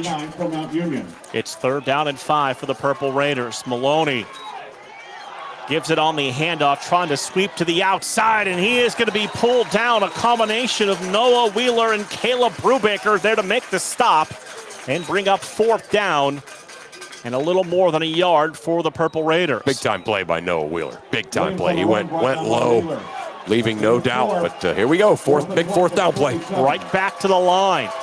Play clock just now under 30 seconds. Purple Raiders have both Williams and Thomas in the backfield, flanking Mikey Maloney. With single receivers to each side and a wing to the right. Play clock now at 15 seconds. Thomas motions back into the backfield. They are going to give it to the running back, who's able to spin off of a tackle. That's Darnell Williams. He'll have the first down to about the 43-yard line. Williams on the run. Yeah, they made contact with him right at the line of scrimmage, but he was able to just kind of keep driving. You're not going to get him down with an arm tackle, nor is one person going to get him down clean. So good play call, good execution there for Mount Union. So 1st and 10, Purple Raiders from the Grove City 43-yard line. Going to go right back to the line of scrimmage. Single receivers to the right. Stack 2 to the left side. Maloney pulls it down, fires downfield. Receiver made the catch. He was able to fight through the first tackle, was Jacob Cockrell, the senior from Stockbridge, Georgia. Yeah. There it was again, right? Kind of the go low reception. Knees bent, they throw it there, and Cockrell able to make that catch and then explode out and get a couple of yards after catch. Gain of 6, 2nd down and 4 as we approach 12 minutes to play here in the first half. Mountain Union 14, Grove City 7.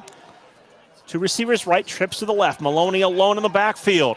Going to take a shot downfield. Had a man open at the 10-yard line, and he's able to hit Nick Turner, the senior out of Dallas, Texas, and it's 1st and goal for the Purple Raiders. Yeah, Nick Turner able to just kind of find that seam right in the middle of the field.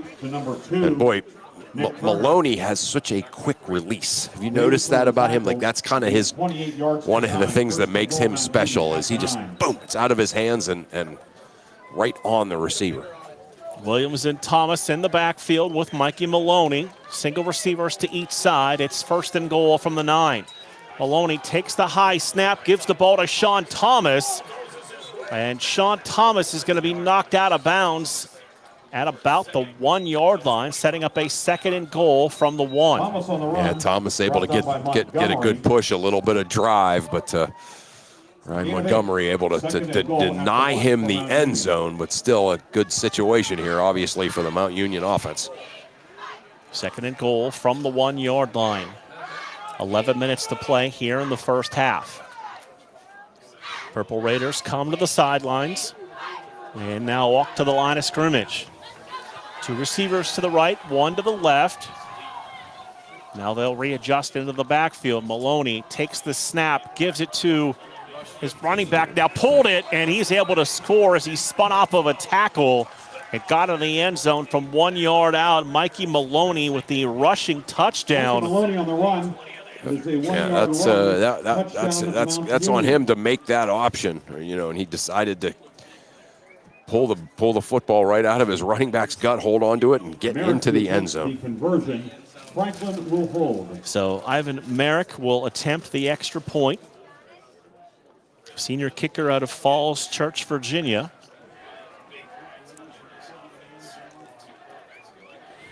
Snap down, extra point on the way. And that kick is up and good. 10:38 to play here in the first half.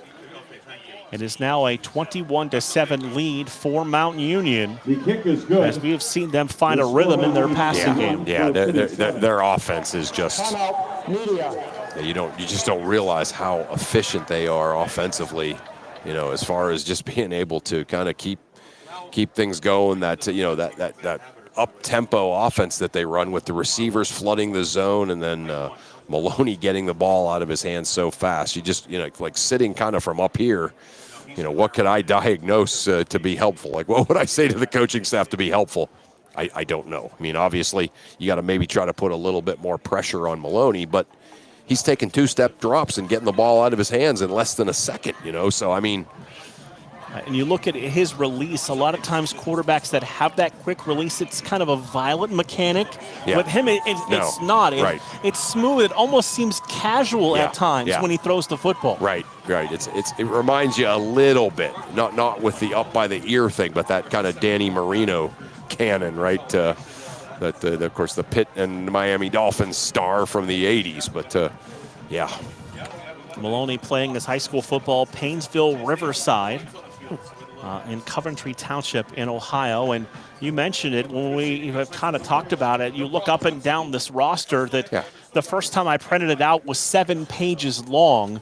And they have players from all over the country. Sure, there are players highlighted from Northeast Ohio. There are. Yeah. But it's spread out across the country as well. Sure. Yeah, no doubt. What that tells you when kind of a local kid is able to be the starting quarterback as a sophomore, he's special. Right, because again, they're recruiting quarterbacks certainly from all over the country. So, kid from Painesville comes in and starts as a sophomore. And he's really good. We've seen that same thing with this Wolverine program over the last several years, starting to have that national recruiting footprint. Right. Where you've got a starting corner from Texas, you've got a safety that's from Arizona. The field. Yeah, but again, the heart and soul, of course, has been the in kind of the Pittsburgh area, the District 7 WPIAL recruiting that Coach DiDonato has really cornered the market on.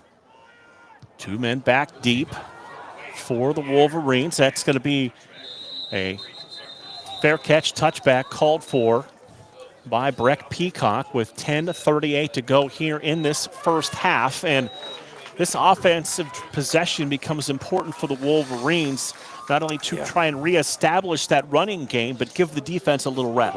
Right. Yeah, you see the defense is kind of over there talking, getting coached up a little bit, but yeah, also getting the fatigue is becoming an issue for that defense. So the kickoff is a touchback. Grove City has 1st and 10 at its 25-yard line. So it'll be Breck Peacock to the left side. It'll be Daniel Sullivan to the right. Single back in the backfield with Sutton Ellis, the junior quarterback.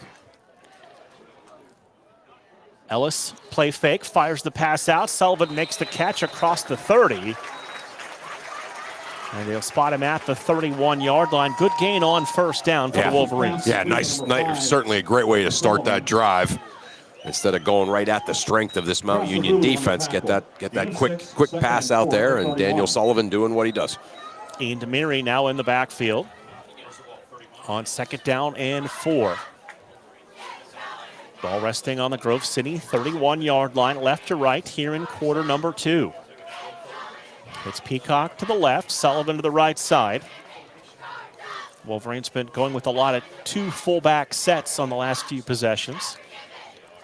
We're going to give the ball to Ian Demiri, and Demiri continuing to push the pile just shy of the 35-yard line. Wolverines are going to be about a yard shy of first down here on 3rd. Yeah, good push there by Demiri. It looked like they were going to stand him up right at the line of scrimmage, but he was able to keep the pile moving and to get them in a 3rd and really short here. So big play here, Mark, obviously. That's Burnett and Hoddle, the fullbacks. Demiri going to remain the tailback. Single receiver is Daniel Sullivan to the right side. Yeah, I love the two fullback set. I've always loved that here about this offense. Play clock now down under 10 seconds. 3rd down and 1. Give the ball to Demiri, and Demiri just lowered the shoulder and hammered right near the line. And the head linesman will come in and say, move the chains. Yeah. 1st down, Grove City. Yeah, he didn't. It wasn't easy. He certainly didn't have it right at contact, but he was able to just kind of keep the feet moving and push the pile enough to get it past the yard to gain. 1st and 10 at the 36. Wolverines again elect to keep both of the fullbacks in. Single receivers, Daniel Sullivan, this time to the left. Ian Demiri remains the tailback.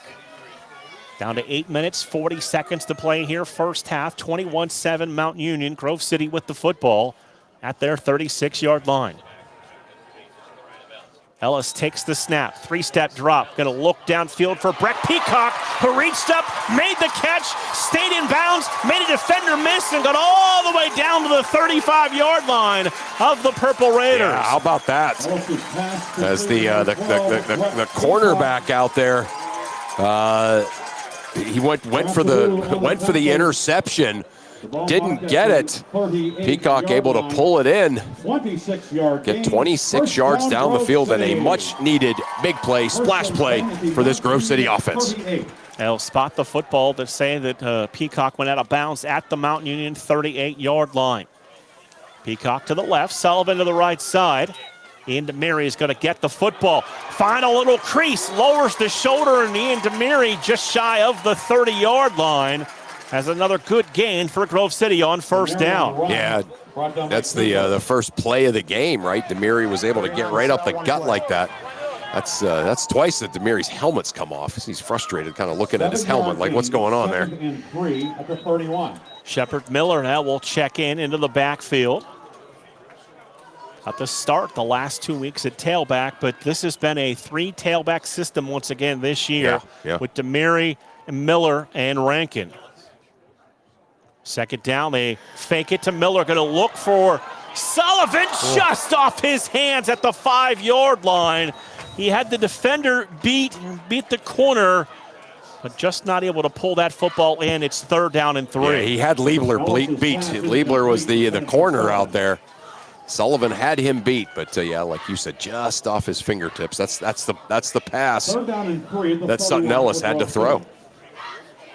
So 3rd down and 3 for the Wolverines. Ian Demary will now check back into the backfield. Peacock to the left, Sullivan to the right side. Both fullbacks in there to lead the way.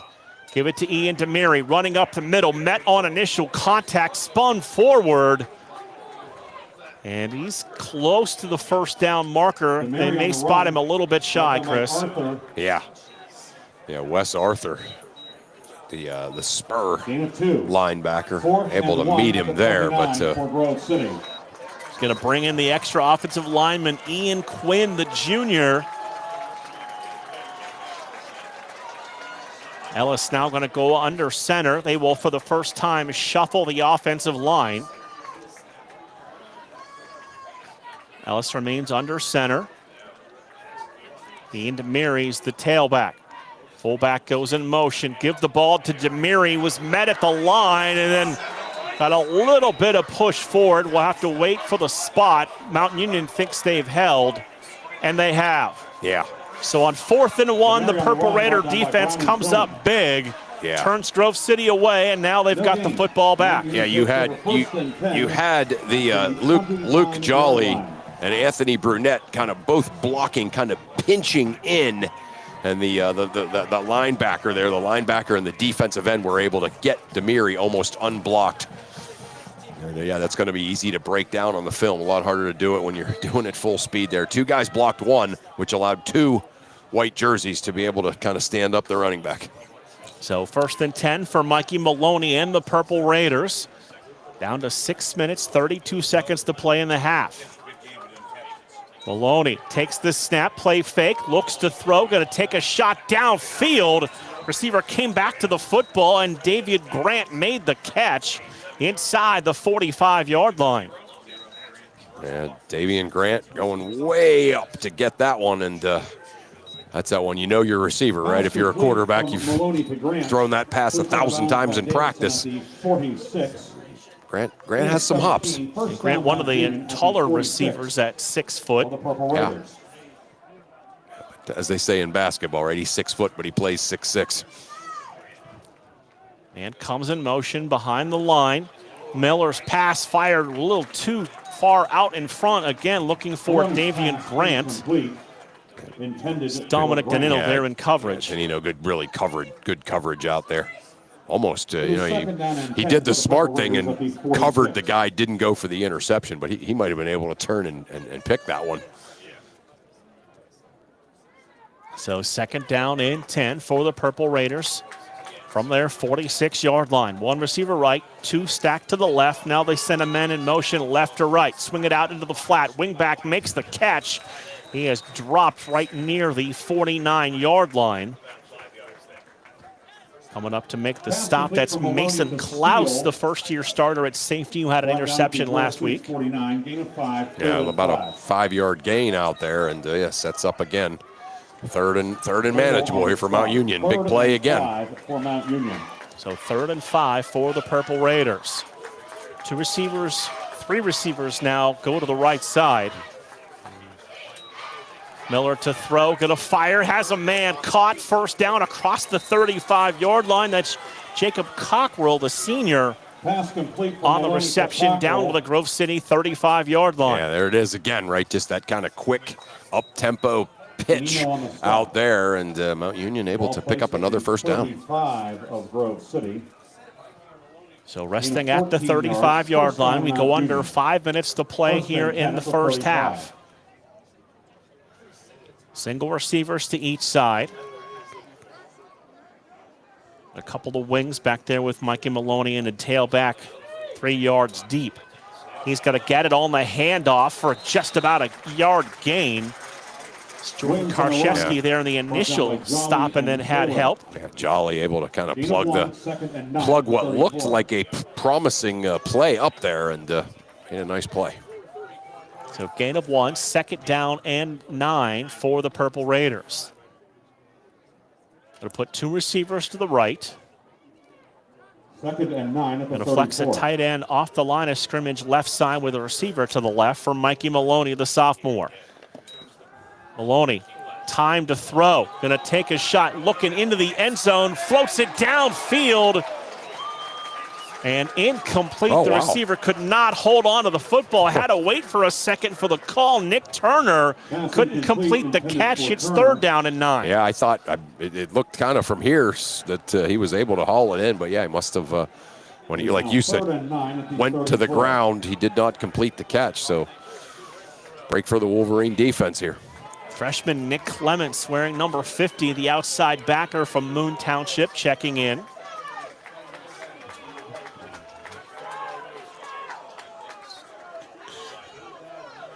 So third down and 9.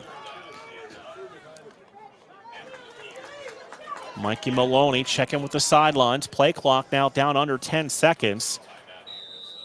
And it looks like the Purple Raiders are going to need to use a timeout. Mount Union, their first of the half. So the Purple Raiders will take a timeout.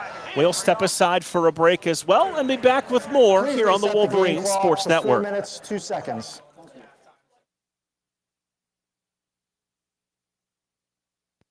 Ken Frenchak here from the Valvoline Express Care and Car Wash of Grove City. It's that time of year again. Buy one, get one free windshield wiper sale. You heard correct. BOGO windshield wiper sale with any of our Valvoline full-service oil change through the end of the year. So get ready for Old Man Winter today before he arrives. BOGO windshield wiper sale through December 31st. You can go anywhere for an oil change, but you come to us for the experience. Valvoline Express Care and Car Wash of Grove City. Drive in, drive out. It's that easy.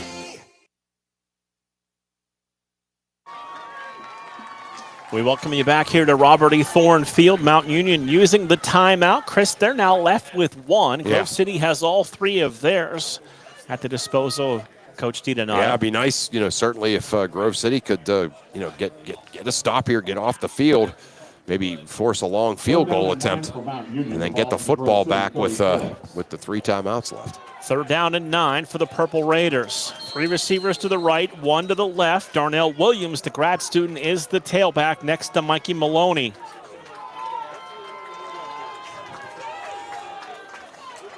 Maloney takes the snap, quick drop, fires downfield, ball knocked away. Dominic Danino there to dislodge the football from the intended target, and it brings up 4th down and 9. Yeah, great play by Danino. Able to get his hand in there and knock it away. So a little 4-on-4 coverage downfield with Cockrell and Danino. Yes, and that's exactly what that's the scenario you want to be in here. But it's like the Purple Raiders are not going to go for the long field goal here. Going to go for it. So 4th and 9, 3 receivers go to the right side in the diamond formation, tight end to the left. Maloney, 3-step drop, looking underneath, pass caught. That looks like it will be a first down for the Purple Raiders. On the spot it is. That's Nick Turner on the reception for the first down. Nick Turner just kind of running a crossing route, able to find the sideline there, and again, a perfect pass thrown by Maloney. Needed 9, they got 10, and that'll move the chains. Darnell Williams remains the tailback. One receiver, right, two to the left side. Maloney gonna fake it to Williams. He's gonna keep it, avoids the first tackle. Got through the second tackle and then went out of bounds at the 15-yard line. Yeah, that's really the first time we've seen Maloney's running ability. We heard Coach DiDonato say in the pregame that he's like all the things you worry about with a running quarterback, you worry about with him, and all the things you worry about with a kind of a pocket passer, you worry about with him. We've seen the pocket passing, but that was the first time we've really seen the running on display. Maloney rushed for 44 yards in their game last week, a Week 1 win over Wheaton. So both tailbacks check in, Williams and Thomas. Flanking Mikey Maloney. Purple Raiders stack two receivers to the left side. Play clock now under 20 seconds. Maloney looks to throw, fires middle, pass caught down to the 1-yard line. That is Jacob Cockrell setting up a 1st and goal for the Purple Raiders. Yeah, Cockrell. Davidson making kind of the touchdown saving tackle there, but not before Cockrell made it to the, got a 14-yard gain, setting up 1st and goal at the 1. So 1st and goal at the 1 for the Purple Raiders. Clock rolling at 2:45 to play here in the first half. Single receiver right. Going to put two to the left side, including that tailback Sean Thomas, who had 3 catches last week. High snap for Maloney, gives the ball to Thomas. And Thomas with the push of the pile. They're going to say no. He's forward progress stopped inside the 1-yard line. It's 2nd and goal. Wow. Yeah, usually you see that kind of the referees giving the benefit of the doubt there, but yeah, no doubt Grove City able to stand him up, and all of that push afterwards were after the whistle was blown. So 2nd and goal for the Purple Raiders.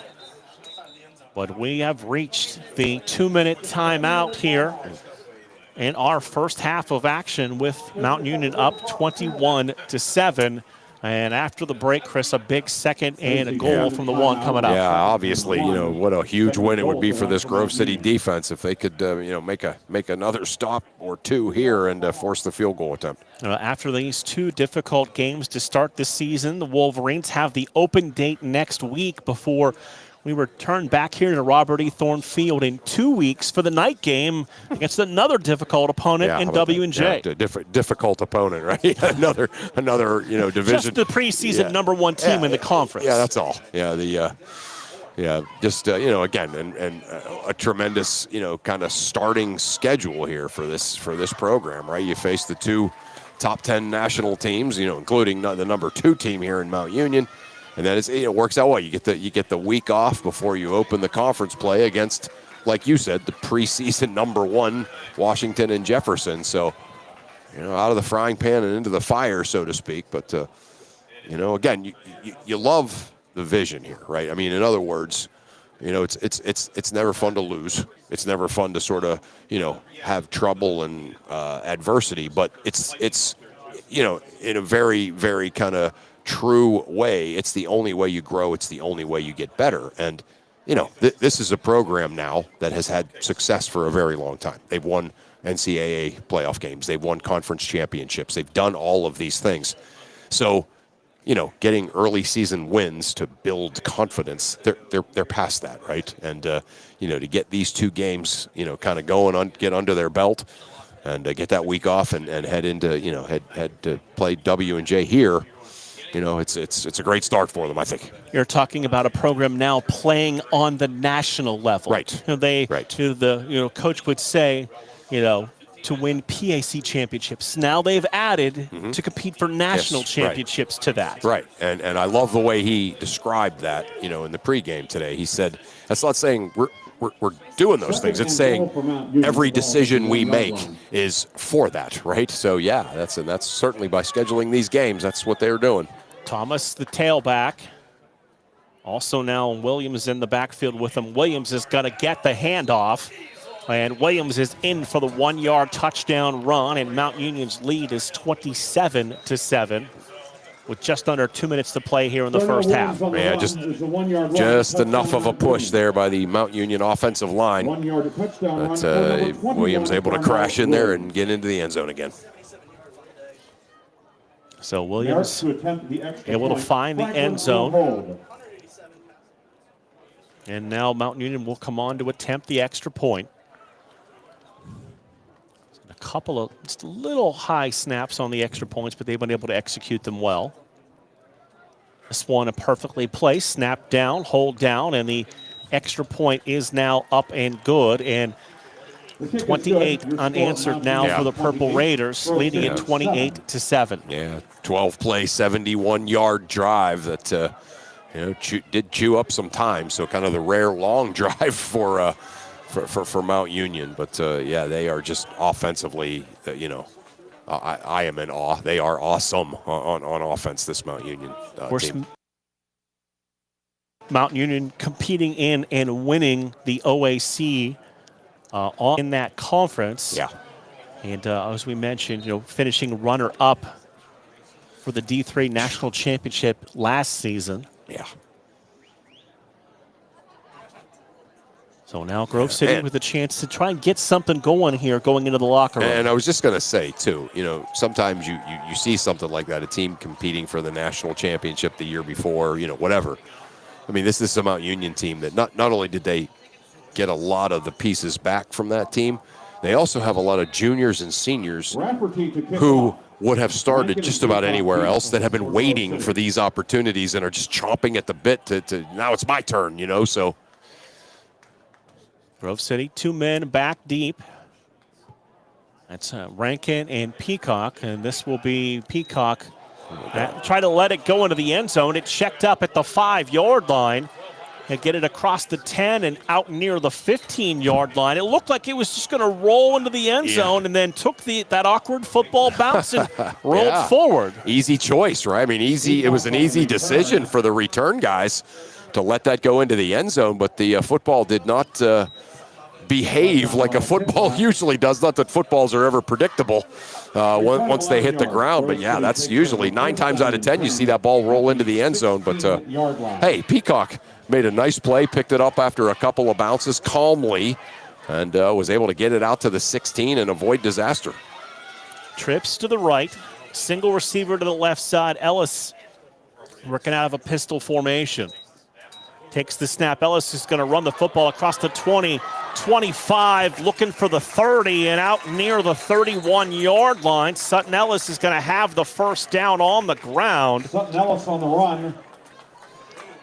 Ellis adds a different element to this offense than we've seen the last, say, 6 years. Yeah, no doubt, right? We've had, certainly a great pocket passer with Logan Pfeiffer, the past several years. But, right, Sutton Ellis is he's a little bit more of a runner. Going to fire downfield, pass caught. Daniel Sullivan going to have a gain of about 5 yards on first down. Liebler on the tackle. You mentioned before we got on air is the kind of going way back reference to Josh Pell, right? He just reminds you a little bit, both body type and the way that he runs, of Josh Pell. Ellis to throw, and a pass incomplete. Ball was in the air before Peacock was ready for it. Yeah, that's a intended for Peacock. Certainly Ellis Hurt kind of felt the pressure and decided to throw it out there and hope his receiver could break off the route. Rankin the tailback, twins to each side of the formation. Ellis working that hard count, turns and checks with the sideline. Extra receiver, and Sam Penna, the junior. Richland High School now in there. Ellis to throw, has time, has a first down to Breck Peacock, who decides to go down at the 45-yard line. And again, that'll move the chains. Yeah, no doubt. Great route by Peacock, great pass by Sutton Ellis. Ellis looks impressive right now throwing the football. Found himself in a nice rhythm on this drive. Under a minute to play here in the first half. Ellis to throw it again. Has time, looking for Peacock, and the ball batted away. And incomplete. Weston Arthur, the senior spur there in coverage to bat the ball away. Yeah. Yeah, Arthur gets out there. That's several times we've seen nice plays made by the Mount Union cornerbacks. Certainly several by Thrashavulu, and now Arthur getting out there. So 2nd down and 10, incompletion, stops the clock, 47 seconds to play in the half. 2 receivers to each side, Rankin remains the tailback. Ellis to throw it, stepping up, now he'll run with the football, 50, and down just shy of the 45-yard line. He's going to be about a yard shy of another Grove City first down. Yeah. Brought down by Cruz. Yeah, nice job by Ellis getting out there. Okay. So Grove City, Coach DiDonato going to take the timeout. That's their first. And what have you seen that's been different, Chris, on this drive for Grove City? They've kind of spread the Mount Union corners out a little bit, and Ellis has made some really good decisions when to run, when to pass, and it's just kind of what they've done here on this drive is they've made it a little bit easier by going to this at least a modified looking spread offense. So Grove City uses the timeout. They've got a pair left with 39 seconds to go in the half. Purple Raiders won the toss, so they will get the football to begin the 3rd quarter. Yeah, Ellis now 6 carries for 30 yards. Obviously, if you take away the sacks, he'd have 38 yards rushing. So off the timeout, Wolverine offense heading back onto the field. Shepard Miller is now the tailback for Grove City. 5'10", 210-pound freshman from Bradenton, Florida. Miller's going to get it, and he's going to be knocked down in the backfield as Purple Raiders got penetration, and Miller didn't have any room to run. Yeah, the bandit, Caleb Brown, that stand-up defensive end there, making the play. Had a big year last year for this Purple Raider defense. Started it off with a sack in week 1. Ellis to throw with time, feeling the pressure. Now he's just going to flip the football away. And no one in the area to look for that football. And we're going to see believe we're going to see a flag thrown here. Yeah. And the ball made the line to gain. Turnover on downs. Okay. Yeah, he was all right, yeah. So that turnover on downs gives the football back to Mount Union with 8 seconds to play in the half. Yeah. Yeah, and again, we've certainly seen this offense, particularly with this kind of field position. They can pick up chunks of yards in a hurry.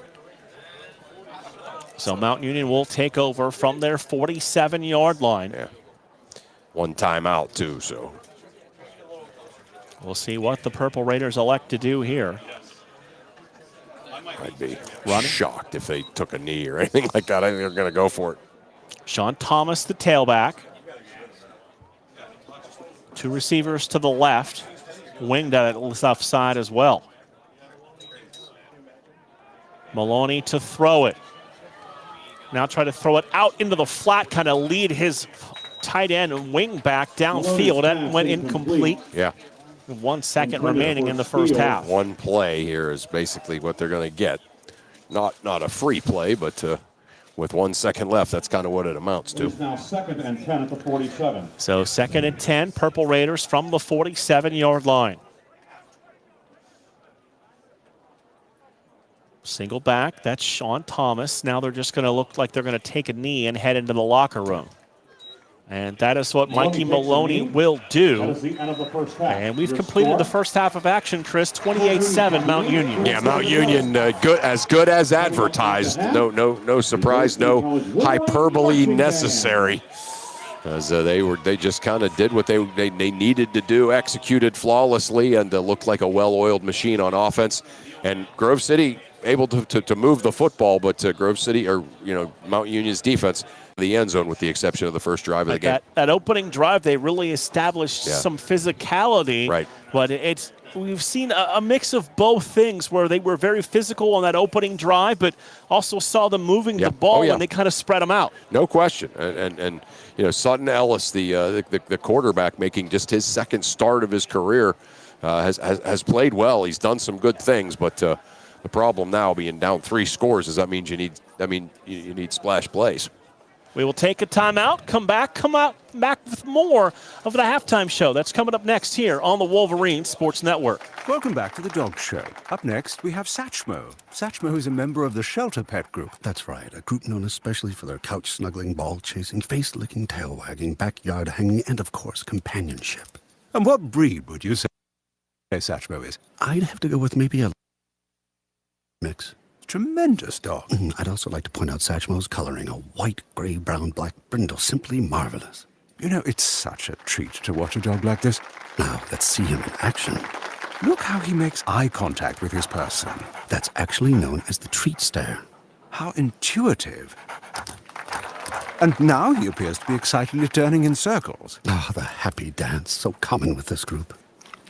And finally, the loving face lick. It's great how he just gets in there and, well, licks. Fantastic. But really, the best way to know an amazing shelter pet like Satchmo is to meet one. Visit theshelterpetproject.org today.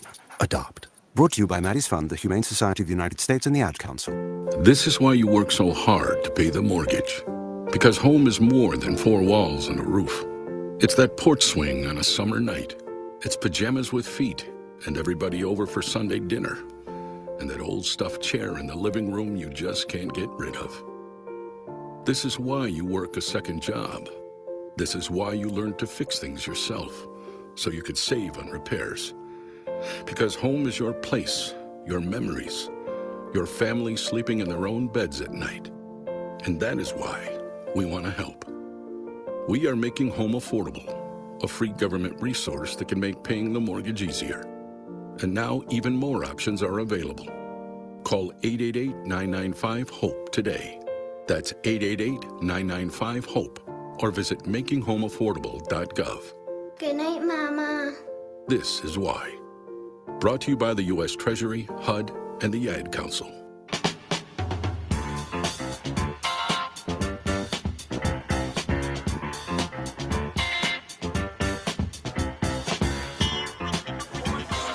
Halftime here on the Wolverine Sports Network. The Wolverine Marching Band on the field for the halftime entertainment. And Chris, you look at the first half scoring recap.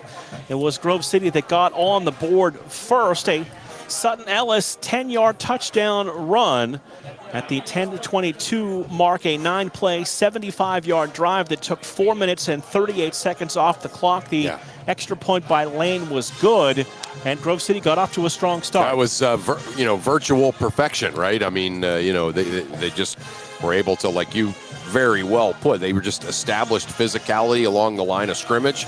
And, all of the running backs, Demiri, Ellis, Miller, and, of course, the quarterback, Sutton Ellis, all getting involved in physical, grinded-out running.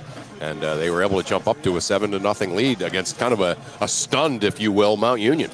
A couple of short drives were the next two scoring for the Purple Raiders. 9 of 47, Williams capped a 2-play, 75-yard drive that took just 35 seconds on a 67-yard rush up the middle. Yeah. And you saw his breakaway speed. Yeah, he just went right up the gut right after an 8-yard gain on first down. He, on second down, takes off right up the gut. And, the burst was, he got through the gut, he got into the linebacking core, and then all of a sudden there wasn't a red shirt within 10 yards of him, right? So, yeah, his speed is unreal. 6:27 mark of the opening quarter. Sean Thomas, his first touchdown run came from 14 yards, a 5-play, 71-yard drive that took a minute 53 off of the clock. Mount Union then would add a Mikey Maloney 1-yard touchdown run early on in the second quarter at the 10-38 mark. An 8-play, 56-yard drive, their second longest of the first half, 4 minutes and 22 seconds. Yeah, and again, you look at all of these scoring drives by Mount Union. Grove City has not given them the short field, right? The drives have been 75, 71, 56, and 71 yards. So, I mean, Grove City's doing a good job, as what Coach DiDonato said, winning the field position battle. But Mount Union able to just put these long drives, or at least these long yardage drives together. Williams would cash in from 1 yard out, capping a 12-play, 71-yard drive that took 4 minutes and 35 seconds off the clock, getting us to our halftime score of 28-7. Chris, you look at some of the the numbers that stand out in the first half. Mount Union, 2 of 2 on fourth down, 3 of 3 once they got inside the red zone. Yeah, I mean, that's how they've kept these drives alive. That's how they've been able to finish, these drives with points, right? Is the key downs, the third downs and the fourth downs, they've been able to pick it up. Grove City 0 of 2 on a fourth down, 3 of 8 on third down, and a slight edge in time of possession. And we heard Coach DiDonato talk about just how important he feels like that number is. Yeah, I mean, and again, a lot of that time of possession, of course, was the first drive of the game, right? I mean, that's kind of, if you took that out, I think it would be, relatively even. But, yeah, I mean, it is important. But because, we have seen what Mount Union can do offensively. You got to keep them off the field. Total plays, 34 for the Purple Raiders, 297 yards, 34 for Grove City, 158 yards of offense, and 4 penalties called on a Mount Union for 30 yards, none on Grove City in the first half. Yeah, I mean, that's impressive, right, to get through that. And again, that's Grove City's identity, and they're doing what they do. Looking at some of the other numbers here in this first half, been a fairly penalty-free game, but a fairly turnover-free game, and that's what you expect when number 2 and number 15 right. I was play. just going to say that's that high level. The untrained eye would look at any game, kind of looks at any game the same. But right, these are 2 big-time programs, 2 nationally ranked teams, and so you don't see them making the mistakes that perhaps we would see by 2 0-6 teams playing in late October would make, right? And we talked a lot about, we mentioned Keenan Cruz's name a lot. He's their leading tackler with 7 here in the first how about half. And he seems to be a number that just shows up all over the field. Yeah, he's just good, right? He just gets to the edge. He makes tackles. He makes tackles in the middle of the field. And, Cruz really impressive. And he's, for all my historical references from people's high schools, he's my favorite, George M. Steinbrenner High School. We've seen a lot of interesting names. We've seen some schools where I was questioning on the spot what their nickname was in Ohio, and I failed miserably, but made sure to do my homework for the next week. Leading tacklers for Grove City, Bowden Davidson has 6, Dominic Danino with 4, Ryan Montgomery also in with 4, Ben Bladel with a pair of tackles, but we've seen him late in plays getting some penetration, but they have really paid a lot of attention to number 5. And here's the difference. We have seen teams try to pay attention to Ben Bladel, which they haven't been able to do, or it's meant that somebody else is going to have a huge game. Mount Union, talent-wise, is able to give a lot of attention to Ben Bladel, sort of neutralize him, but nobody else, because of the talent around whoever's paying attention to Ben Bladel, has been able to step up and have a big half here for Grove City. So those are some of the team numbers as we are here at the half, with Mount Union leading Grove City 28-7. And we will take a timeout. When we come back, we'll look at some of those individual numbers, and we'll do that next here on the Wolverines Sports Network. I'm Sally, a volunteer at United Way. I'm asking people around the neighborhood what they think this place needs. Excuse me, hi. What do you think this place needs? I'd like to see more parking. More playgrounds. Free movies. Oh, that's easy. Better restaurants. And you, what do you think this place needs? This place? Oh, more ice cream trucks. Okay. How about you? Wi-Fi everywhere? I was thinking more money in the pockets of local families come tax time. Can I change my answer? I was just kidding about the ice cream. Oh, that's way better. Now that you mention it.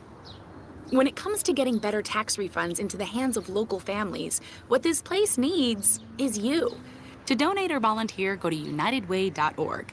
Because great things happen when we live united. Brought to you by United Way and the Ad Council. This is the news. This morning, we are saluting the 2.2 million women who have joined in the war effort. They now make up 37% of the workforce, changing their role forever. The prestigious Harvard Medical School is breaking ground today, opening its doors to new female applicants. Today, little girls all over the world look to the sky, where the first woman is now in space. Military stereotypes are challenged today with the trailblazing promotion of a U.S. female officer to 4-star general. It was just announced that the vast majority of last year's doctorate degrees were earned by women. We've come so far, but our news is changing for the worse. More women die from heart disease and stroke than men, even though it can be prevented. Make a change at goredforwomen.org today. Brought to you by the Ad Council and the American Heart Association's Go Red for Women.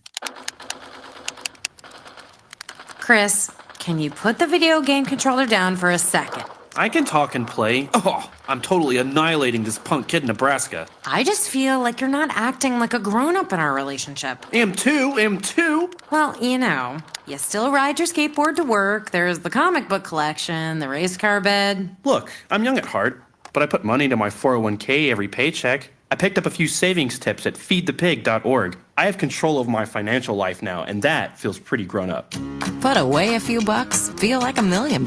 Putting some money from every paycheck into a savings account or contributing to your 401k can make a big difference later. For free ideas and easy tips on ways to save, go to feedthepig.org. That's feedthepig.org. So, I bet I look like a grown up to you now. Well, except for the footy pajamas, I'd have to agree. This message brought to you by the American Institute of Certified Public Accountants and the Ad Council.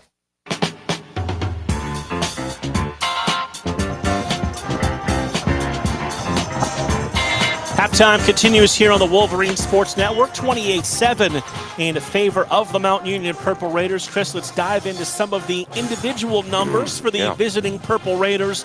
Darnell Williams, 5 carries, 77 yards, and a pair of touchdowns.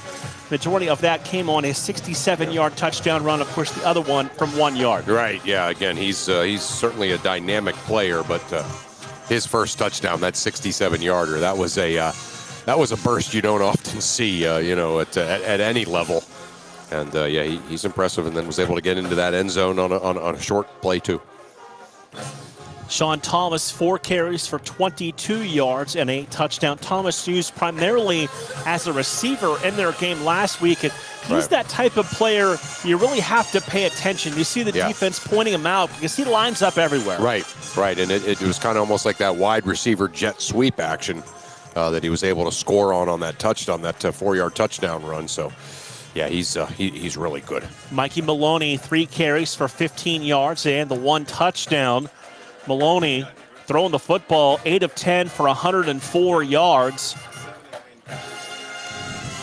And, you look at the way he has really thrown the football in the first half, and he is the type of quarterback that has such a quick release. Yeah, quick release. He can roll out to buy time. He's such a weapon. Like, he's not, like some quarterbacks that we've seen, over the years, Mark, they just wow you with some kind of, physical attribute or something. And believe me, this is not a knock on him. He doesn't knock your socks off, but he's just so efficient and so good. And, he just kind of 2-step drop, zip. 3, he rolls out, zip, and then if all the receivers are covered down the field, he doesn't, he doesn't look necessarily like a big-time running quarterback, but once he starts running, he's really good at it. And, it's almost the evolution of the modern quarterback where you don't necessarily, unless you're talking about Lamar Jackson, you don't do everything great, but you do all of it well. Yeah. It's the Josh Allens of the world. Right. It's quarterbacks like that can do a little bit of everything, and they're so difficult to defend. Yeah, he is. He's a lot. Josh Allen is the great. He's the great analogy. He's the great guy to compare him to in the NFL. Yep. And Nick Turner with 6 catches for 94 yards. Jacob Cockrell, 5 for 46. Grant, 3 for 42. Stahl had 1 catch for 5 yards. For Grove City, Ian Demary leading the way on the ground. Demary 8 carries for 61 yards. Sutton Ellis has carried it 6 times for 30 yards and a touchdown.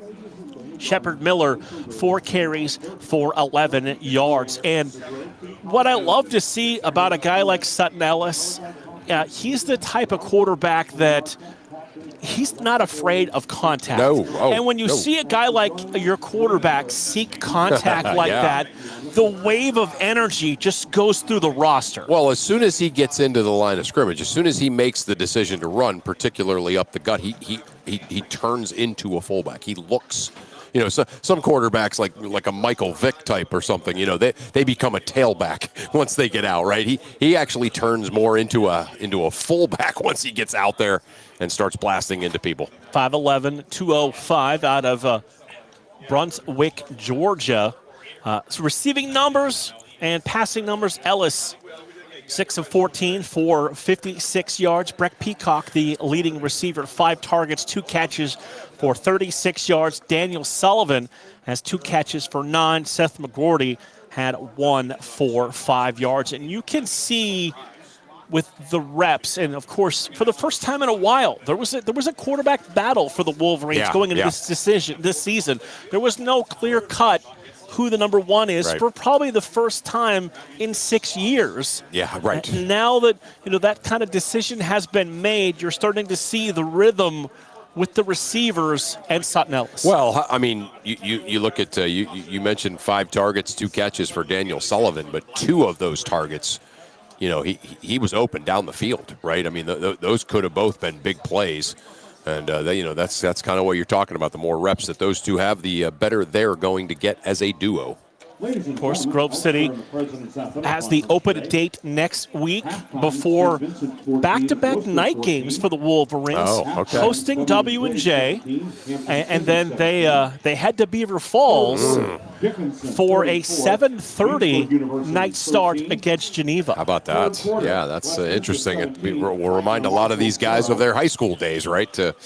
Yeah, of course, the night game, always such an awesome, awesome event here on the college. And then Geneva, I heard the Geneva coach talking about, the way those guys feel about their night game, and so they're excited for that one too. So Coach DeMarco has been at the helm a long time and this his final season for the Golden Tornadoes. Okay, so there we go. So there'll be some extra motivation for the GTs on that one, right? I thought about that. 15 years doing games. Don't remember a game ever starting on the half hour before at this level. Interesting. Yeah, no, that's a good point, right?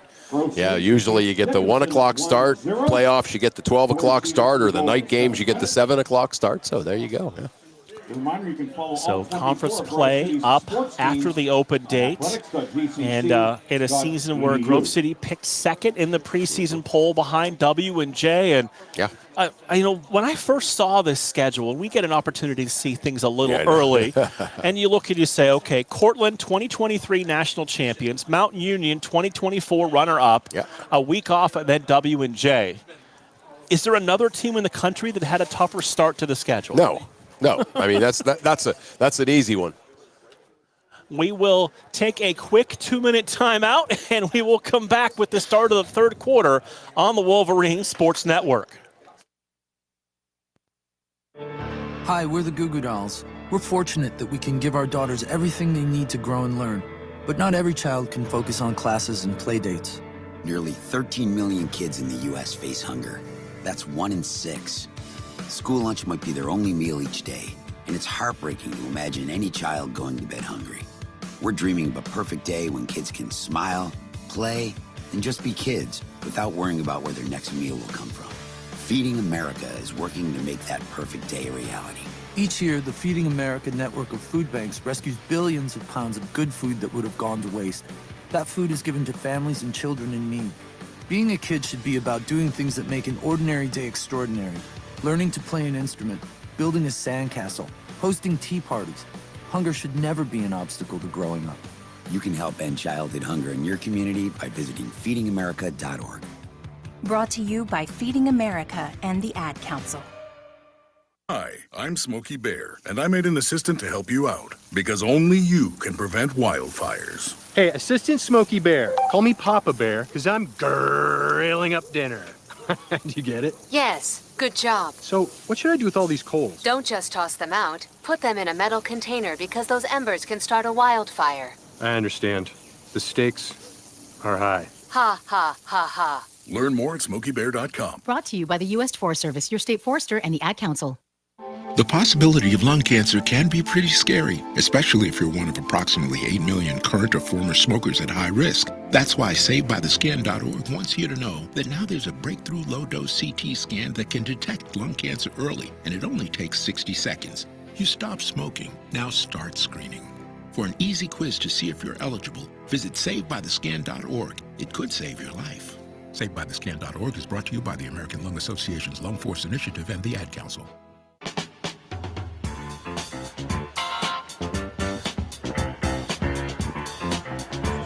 Just a few seconds from getting this third quarter underway here on the Wolverines Sports Network. Mark Means, Chris Birch, and Chris, Mount Union going to get the football to begin the third quarter. Yeah, like the might call that insult to injury, right? As Mount Union's offense so awesome in the first half, and I think certainly for Grove City, lots of time, 30 minutes of football left to get back in this game. But I think the focus will continue to be on just kind of getting better, executing better, and certainly kind of looking at some of the defensive adjustments. They got to get a little bit. They have to get pressure on the Mount Union quarterback Mikey Maloney, and they have to do something about allowing him to just kind of pick the secondary apart with all those great fast receivers. We talked a lot about the receivers and the quarterback, but it is those big guys up front that aren't huge. No. But they're big and they're athletic. Right, 275, 290, 270, 270, 285 across the line. That's not by today's standards necessarily a huge college football offensive line, but they're just good, right? I mean, there's just that almost unquantifiable thing that you see about players in any sport at any level, just good, and that's exactly what Mount Union's offensive line is. 2 seniors, a grad student, and a junior, so it's experience up front. Yeah, I mean, their aggregate age is about the same aggregate age of like an NFL team's offensive line. It's incredible. So Lane will kick, and the Purple Raiders will get their hands on the football to begin this third quarter. Mount Union right to left here in the third. Mostly overcast skies, no threat of rain. I can't tell you the last time we've actually had some rain. I know, it's incredible, right? It really has been. It's been a drought, but a cold drought here to end August and begin September. I haven't had to cut my grass that much, so it's fine with me. Yeah, I know, right? That's, Lane with the ball teed up at the 35-yard line. We are underway in this afternoon's third quarter. That kick is going to drift to the 1-yard line. Bob Brack across the 10, 15, 20, speed to the outside, 25 and out to the 40 before Lane there to stop his momentum and blast him out of bounds. That's kind of a kicker's dream, isn't it? Yeah. Brought down by Lane. Brady Lane, 6'1", 180 out of Jefferson, Georgia. Yeah. You're a kicker. You're actually like thinking, one of these days I'm going to get my chance. And Brady Lane. He got his chance in his second college game and took full advantage of it. Yeah.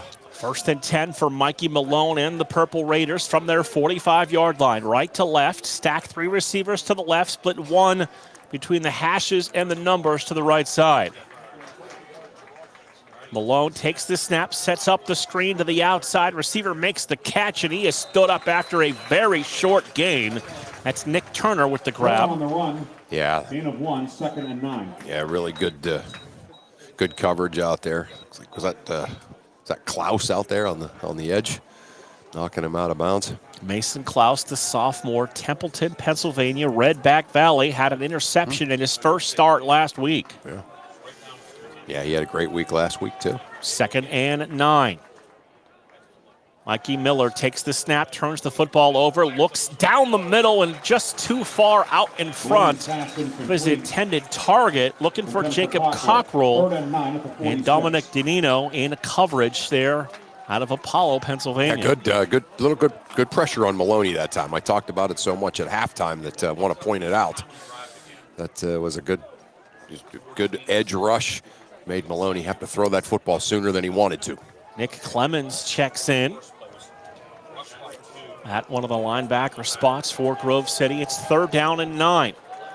Gonna send a man in motion. Mikey Miller to throw. Pressure. Ben Bladel there. Miller unloads the football.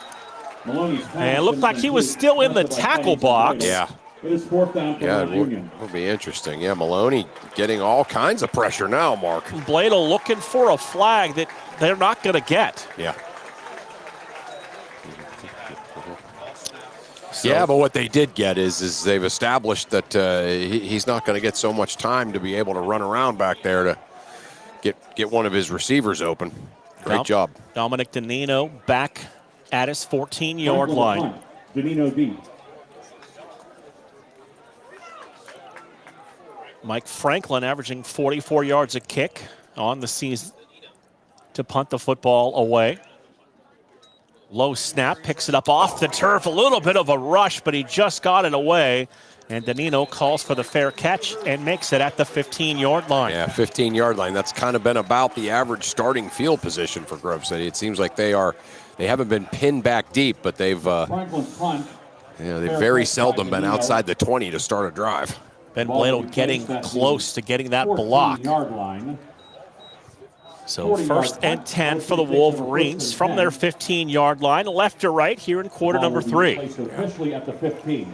28-7, Mount Union. Grove City got the stop on defense. Now they have their first possession of the half. That's big, right? Yeah, that's no doubt. Gonna hand the ball off on 1st down. And a gain of a couple of yards that time for Shepard Miller. Sets up 2nd down and 8. Yeah, able to get a stop less than a minute. Mount Union had the football for less than a minute there, Mark. That's 3 and out. So 2nd down and 8 for the Wolverines. 1 receiver out to the left, 2 to the right side. Ellis takes the snap, looks to throw, fires downfield, a little too tall for the leaping Daniel Sullivan. And it's 3rd down and 8. Liebler on the coverage. Yeah, again, Sullivan, trying to pin up there the cornerback, Zach Liebler, but Sam Penna going to check in at a wide receiver spot. Chase Rankin into the backfield on this 3rd down and 7.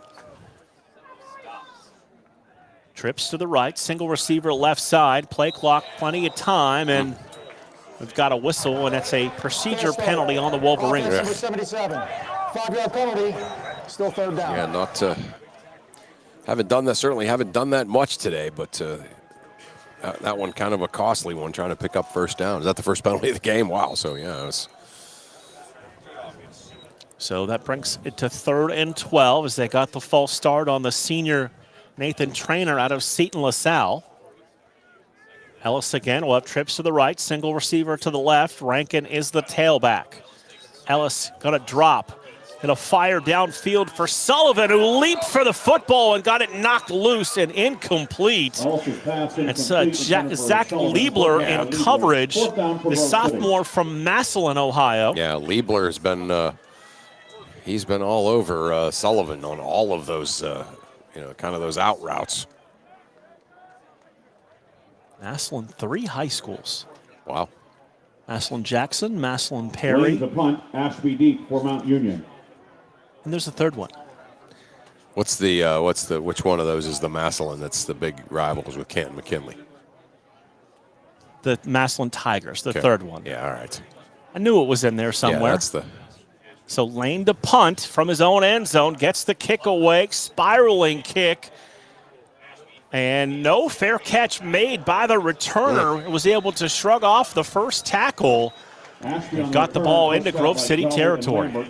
Mason Ashby, another one from that area, right? North Canton, Hoover. That's another school right in there with a football factory. Play their games in the Federal League. Yeah, good football in Canton and Akron. Not that there isn't in Youngstown. Don't get feisty on me over there. But good football in Canton and Akron too, right? Yeah. So. Yeah, there's been a lot of cross-state line games in high school so far this year. Yeah. Single receiver to the right, trips to the left side for Mikey Miller, who looks to throw. Going to go underneath, hits his man in stride across the 35-30, 25-20, 15-10-5 touchdown. Jacob Cockrill into the end zone for the Purple Raiders. Yeah, wow. Just that ball was thrown on a dart. Yeah, just a crossing route by Cockrell. Really good ball thrown by Maloney, and then if he hits that going full speed across the seam like that, you're not catching him. You're not going to be able to angle him to make the tackle, and yeah, big time play. Purple Raiders on to attempt the extra point.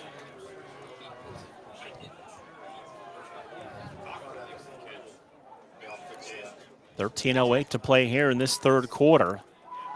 Snap a little low, they get it down, a rush on, and the extra point is up, and it is good.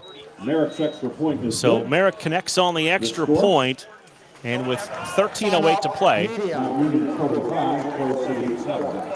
media timeout on the field. We will step aside for a break as well. You are listening to the Wolverines Sports Network.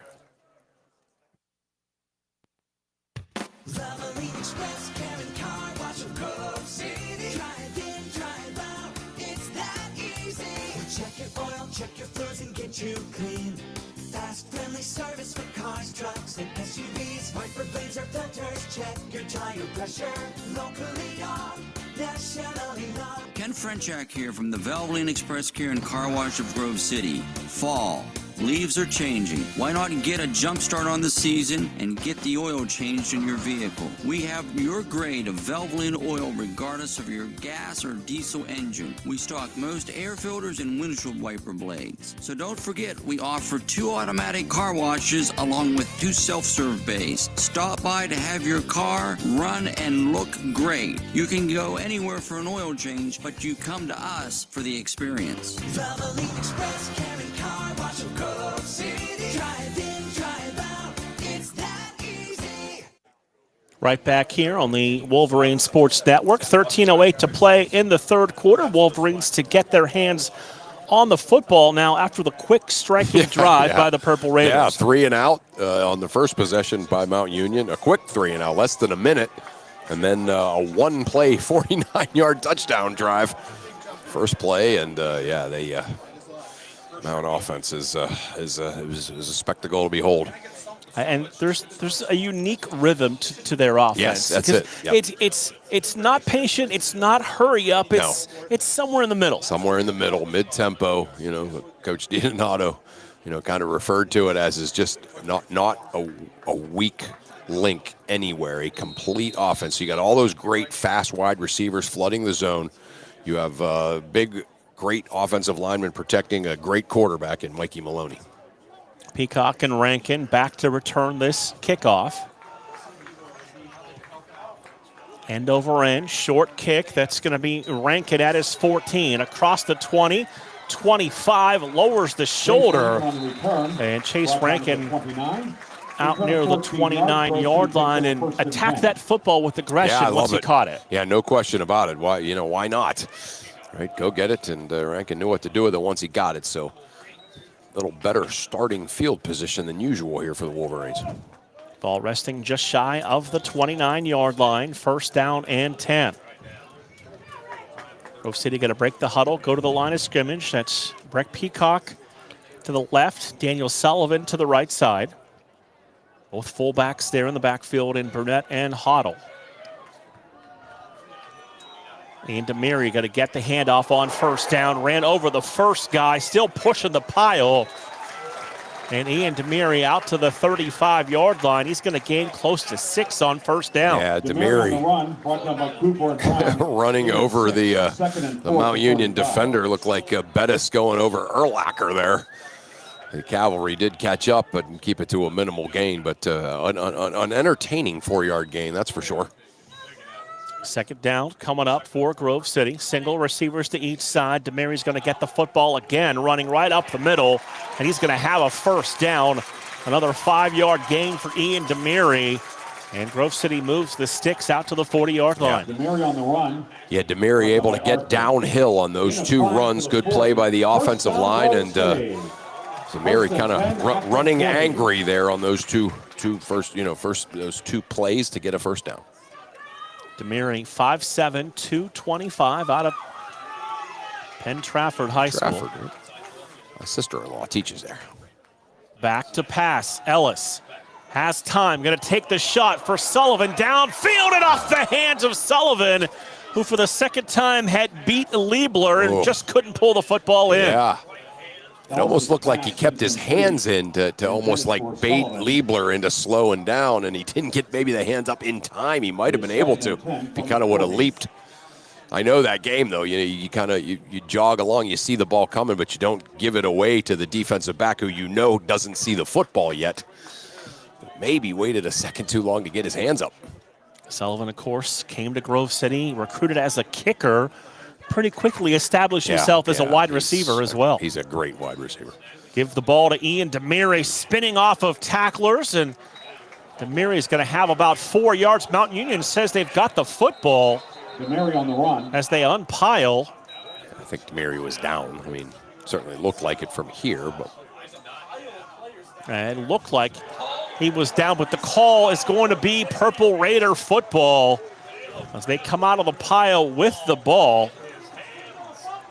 That is Caleb Brown, the bandit, who came out of there with the football.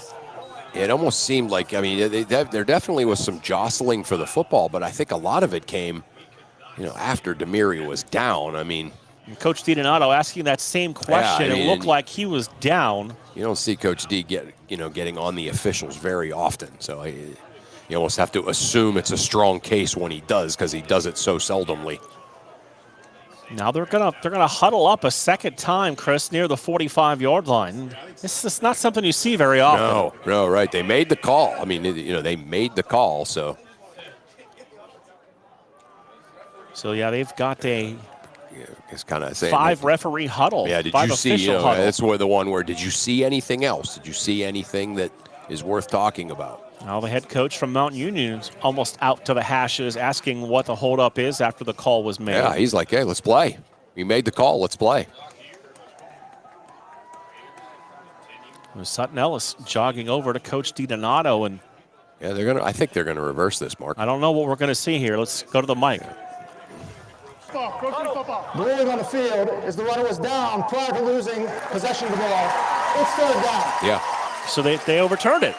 They did, and I tell you what, the ruling on the field, he's saying, but actually you saw the referee point Mount Union's way there, so that's one of those ones where, later on when the officials are evaluating their performance, you don't make that call before you're sure. You check first. You have the 5-man huddle first, right? Which is, you can see why after the call was made that would displease the Purple Raider coaching staff. Right. Yeah, you don't see that very often at all in a game that doesn't have video review. 3rd and 6. Ellis to throw, fires downfield. Receiver made the catch.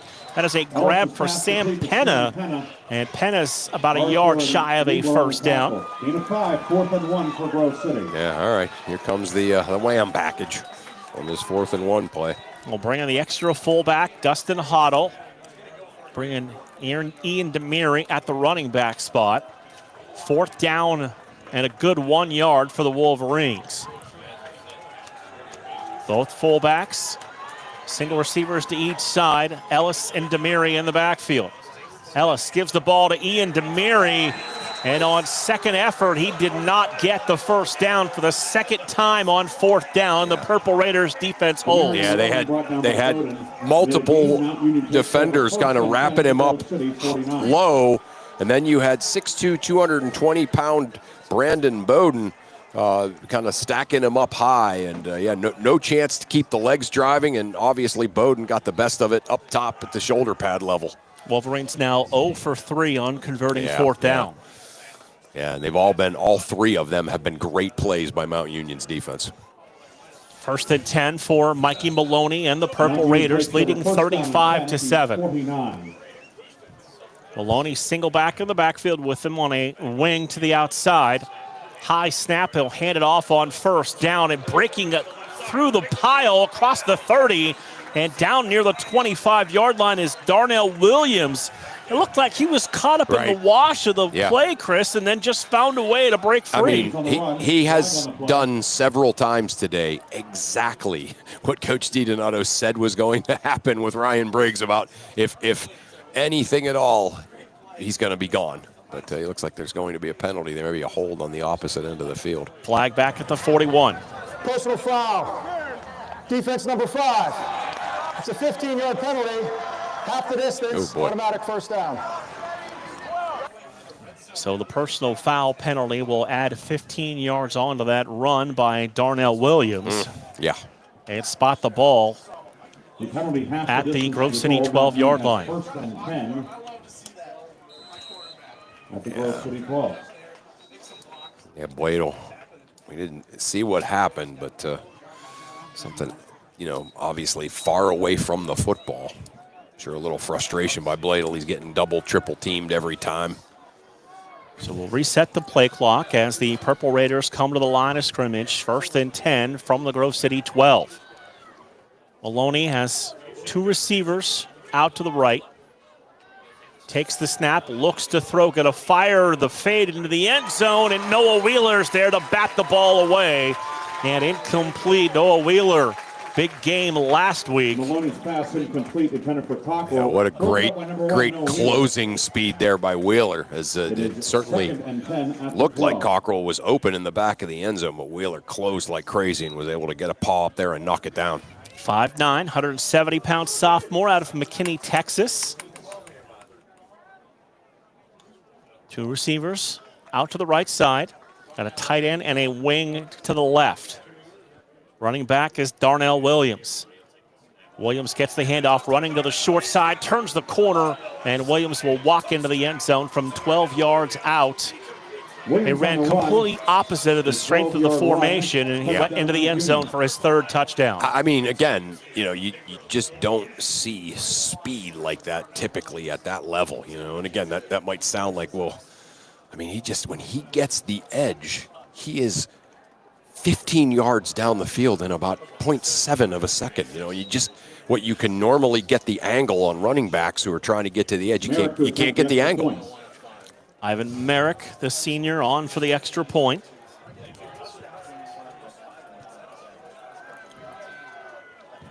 Snap and hold are good, and Merrick's extra point is up with plenty of distance and good.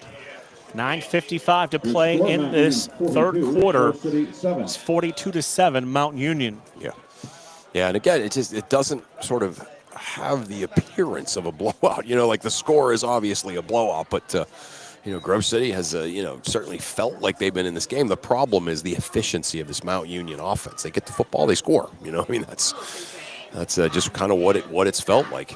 And it like we talked about, it's difficult to game plan. When you see teams, you've got, here's your number 1 receiver, here's your featured tailback. Right. When they spread it out, they've just got multiple choices. Yeah, that's exactly.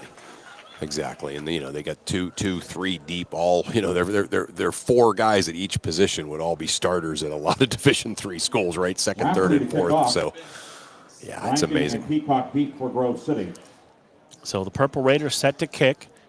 Peacock and Rankin back deep at their 5-yard line for the Wolverines.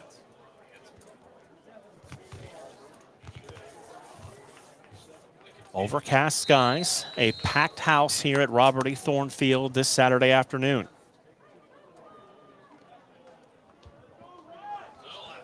Wolverines going to drop back the mid-returners now to about the 25-yard line. This one is a line drive kick for Lafferty that's going to go over the head of everyone and out of the back of the end zone for the touchback. The kick goes into the end zone. It is a touchback.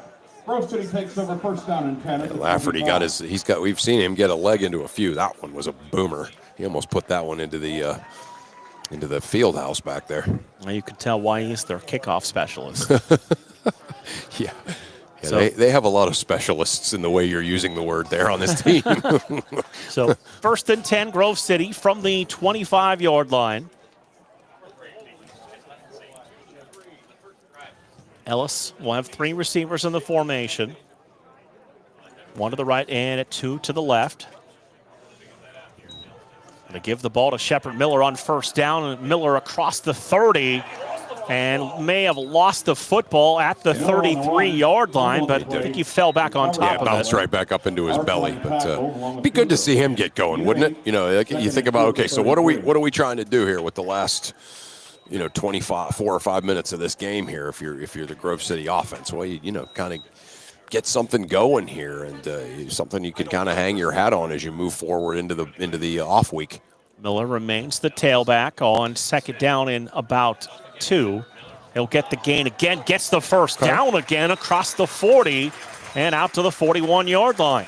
Yeah, great push that time by the offensive line, and Miller able to make a cut back there and get into the linebacking core and pick up a first down. Gain of 8 to the 41. First down, Grove City. First and 10 to the Grove City 41-yard line. Again, Miller is the tailback. 2 to the left, 1 to the right side. Anthony Burnett, the junior, remains the fullback. Under 9 minutes to play here, third quarter. Play clock now down under 20 seconds. Ellis takes the snap. He'll drop deep to throw. Going to take a shot, looking for Seth McGroarty, and just over his head and incomplete. That gave a lot of time for Ellis to throw that football. Yeah, he really did. He had time, and McGroarty ran a really nice route. Just a little bit out there in front of him.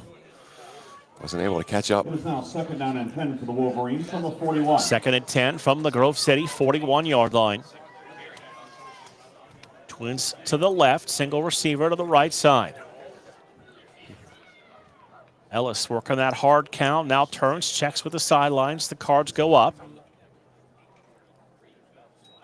He drops back into the pistol formation. Burnett, the lead blocker, to the right side.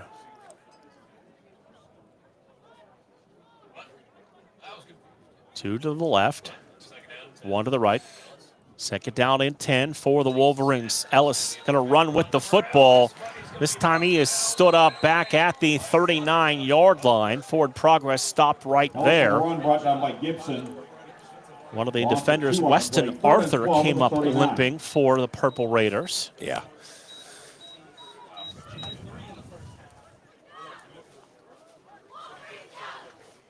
So it sets up a third down and 12. Third down and 12. Ball back at the 39-yard line. Trips to the right, single receiver to the left side. Going to play back to the right, press to the short side of the formation.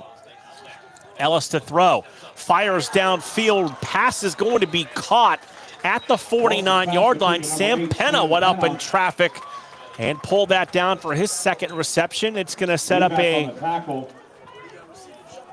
fourth down and short for Grove City. Yeah, I love it that they're going for it, going a little tempo here on this 4th and 2 play. Shepard Miller, the running back, 2 receivers left, 1 to the right side. Burnett, the fullback. Ellis again, hard count, now checks with the play call on the cards on the sideline. Miller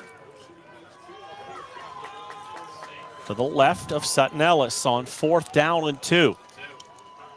Ellis takes the snap, looking for the quick throw, and the ball's batted down and incomplete.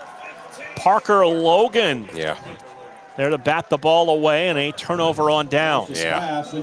Again, the Bandits, right? Parker Logan, able to 6'3", 210. Able to get those big paws up there and knock it down. So 1st and 10 for the Purple Raiders. 7:03 to play here, third quarter. Timeout, media. So we'll have a media timeout, means we will step aside for a quick break and come back with more on the Wolverines Sports Network. When is the best time to talk to your family about staying in touch during a disaster? When floodwaters reach your door? When wildfires are engulfing the edge of your neighborhood?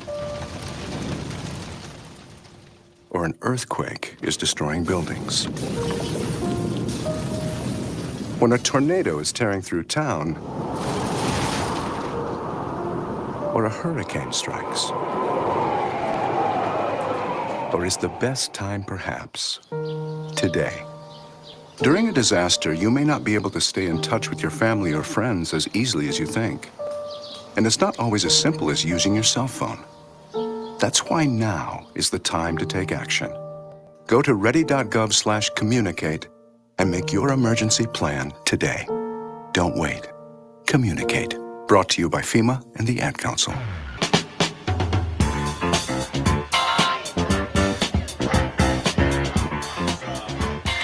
7:03 to play here in the third quarter. Off the media timeout.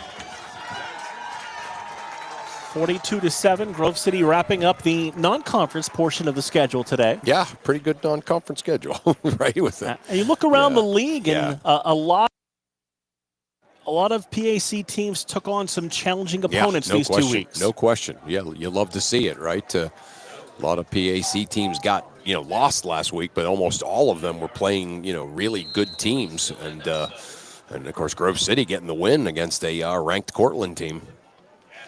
Receivers to each side of the formation. Mikey Maloney is going to send Davian Grant in motion behind the running back. They'll put it into the belly of the ball carrier, Sean Thomas.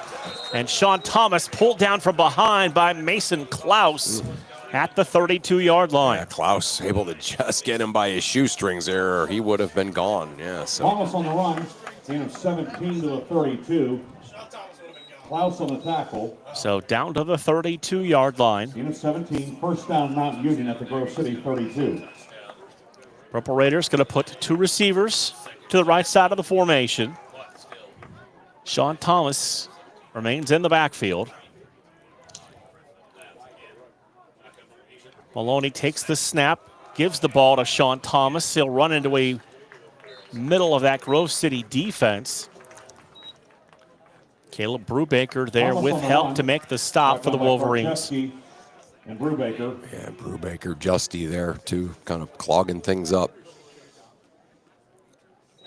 So it's a 2-yard gain to the 30, sets up a 2nd down and 8. Be great if Grove City could stuff a run or force an incomplete pass here. Set up a 3rd and long. Mount Union hasn't had too many of those. 3 receivers go to the right, 1 to the left side. Maloney to throw, feeling some pressure, goes underneath. Receiver made the catch and then immediately got tackled by Jack Jolly, the senior. Yeah, Jolly all over that one. So here we go. Yeah, going to be what, about 3rd down and 5 mark. So a 3rd down coming up for the Purple Raiders. Ball to 28. It will be 3rd down and 5 for the Purple Raiders. Yeah, all right. So they will keep Sean Thomas in the backfield. Thomas from Lima, Ohio, played for Lima Central Catholic. Officially 3rd down and 6 for the Purple Raiders. So 3rd down and 6 facing the Purple Raiders. Maloney turns, gives the ball to Sean Thomas, and Sean Thomas stood up and driven back right at the line of scrimmage. Once again, that's Jack Jolly, the senior, making the tackle. He had 6 of those last week against Cortland. Yeah, Jolly all over that one. Two back-to-back big plays made by Jack Jolly. Sets up a 4th down here, and obviously Mount Union going to go for it. Jacob Cockrell will check in for the Purple Raiders. Nick Turner to the sidelines. Again, Sean Thomas remains the running back to the right side of Mikey Maloney. 2 receivers to the left. Play clock at 5 seconds. When they give it to Thomas, and there's Ben Bladel in the backfield for another tackle for loss for the senior. He continues to add to his career totals. Yeah, that had to feel good for Bladel. He's had, a day where they've just put so much attention to him that he just hasn't been able to fill up the stat sheet like he usually does. But that time, he practically took the handoff. He was there before Maloney was able to even hand the ball off. Stuffs that play, blows it up, and forces the change of possession. Grove City will take over after that 4th down play failure. Ethan Wiley looks like he's going to check in at the quarterback spot now for the Wolverines. Wiley, 6'3", senior out of Mercer. Yeah, we saw him, certainly come in for Pfeiffer several times over the past couple of years and do a great job. Wiley takes the snap, turns the throw. First pass complete to Daniel Sullivan. Made the first man miss, and he'll pick up a quick 9 on first down. Yeah. Wiley, of course, a little bit of a different player, right, than Sutton Ellis. Wiley more of the kind of the Logan Pfeiffer school of quarterbacks. Big arm, tall, drop back guy. 2 receivers left, 1 to the right side. Shepard Miller is the tailback. Wiley claps, takes the snaps, gives the ball to the freshman Miller, who bounced off of a tackle, try to get to the outside, turns the corner with the first down. Took a big hit as well, flag back at the 39-yard line. Jerry Cooper laying that big hit. Yeah, looks like it's maybe going to be a... Holding. Offense number 60. 10-yard penalty. Still second down. Wow. So they get Luke Jolly on the hold. Yeah. And wipes out that run by Shepard Miller. Yeah. Here the Grove City Partisans unhappy and some angst on the sideline too, and I concur. Second down and 9. 2 to the left, 1 to the right side. Miller remains the tailback with Ethan Wiley in at quarterback. And now we've got a flag on for a procedure penalty called on the Wolverines. Offense number 21. 5-yard penalty. Second down. So they got Miller for just a little bit of a lean forward, Chris. Yeah. Yeah, I think he was just, 5-yard penalty to the 29. So it's now 2nd and 14 for the Wolverines. Twins to each side, single back in the backfield with Ethan Wiley. That's Chase Rankin, the junior. Rankin moved to the left, now back to the right side of Ethan Wiley. Wiley takes the snap, he'll drop to throw. Has time, try to go downfield, and that pass floats incomplete. Looking for Breck Peacock, the junior wide receiver. Yeah. I think maybe he thought Peacock was going to break that route and head up the middle of the field, right? And but instead he kind of stopped the route and came back. And Peacock played his high school sports at a school we're very familiar with, Wheaton Academy. And a lot of Wolverines from there over the years. Yeah. So 3rd down and 14 for the Wolverines. I think the aforementioned Brian Pell was from Wheaton Academy. Wiley to throw. Time. Going to take the shot, looking for McGroarty. Contact, no flag, and the pass falls incomplete. 4th down for Grove City. Yeah, that had all of the elements there. That was a great pass by Wiley. But just a pretty good coverage there at the end. And Anthony Ritchie as well, yeah, right? right, his receiver, yeah. So 4th and 14, and the Wolverines, Brady Lane will punt. Yeah. Anthony Ritchie, still my favorite hair guy in the history of the Wolverines program.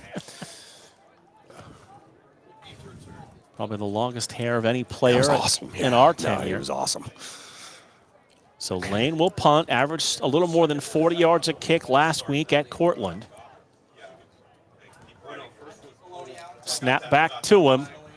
Lane gets away the high spiraling kick that they'll back away from. This will take a roll down to about the 28-yard line. Down to the 29, that meaning takes over 1st and 10. So that's where the Purple Raiders will take over, 1st down and 10.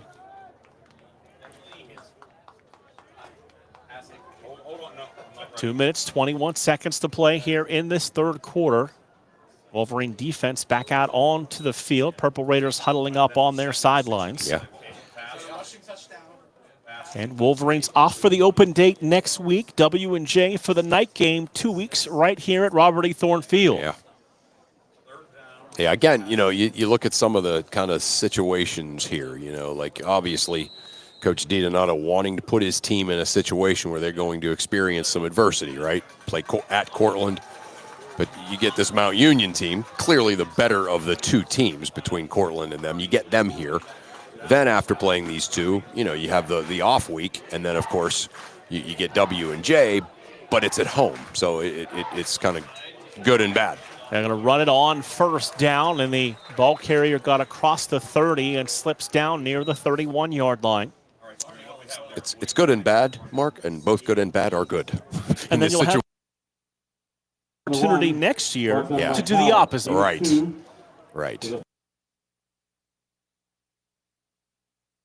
Yeah.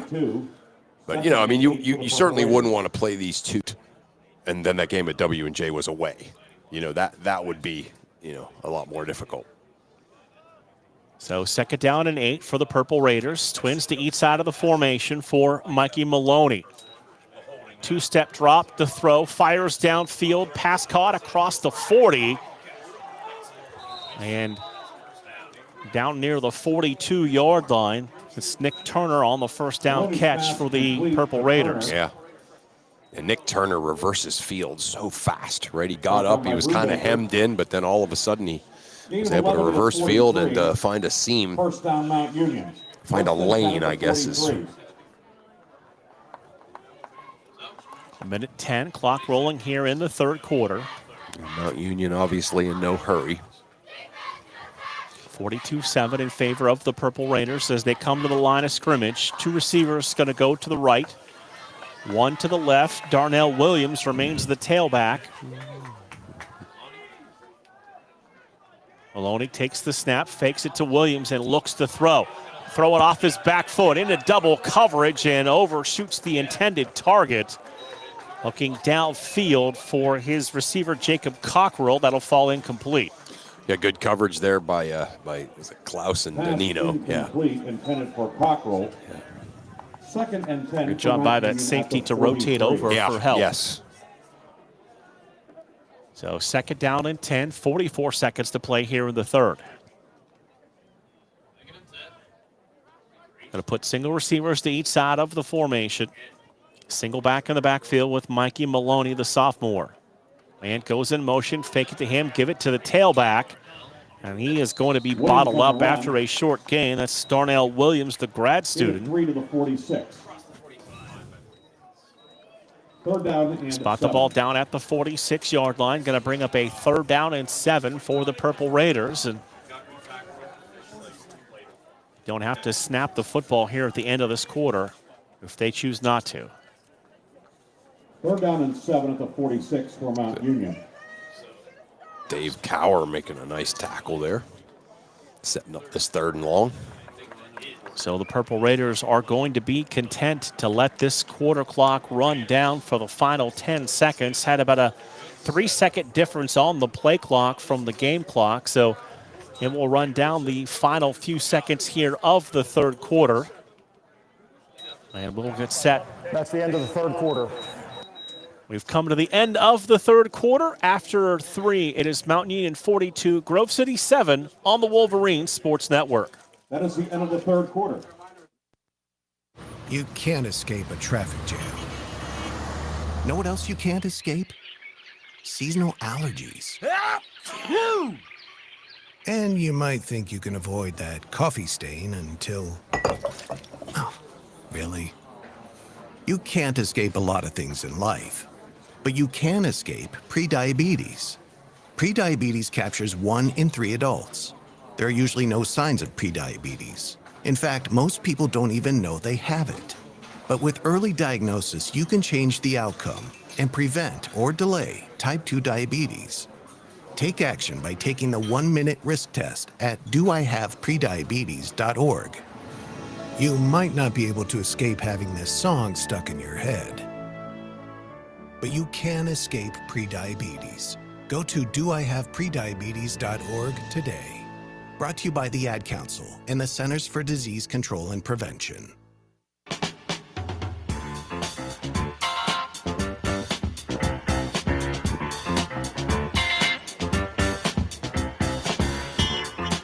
Final 15 minutes of this one put up on the scoreboard. Purple Raiders will have the football facing a 3rd down off the quarter timeout.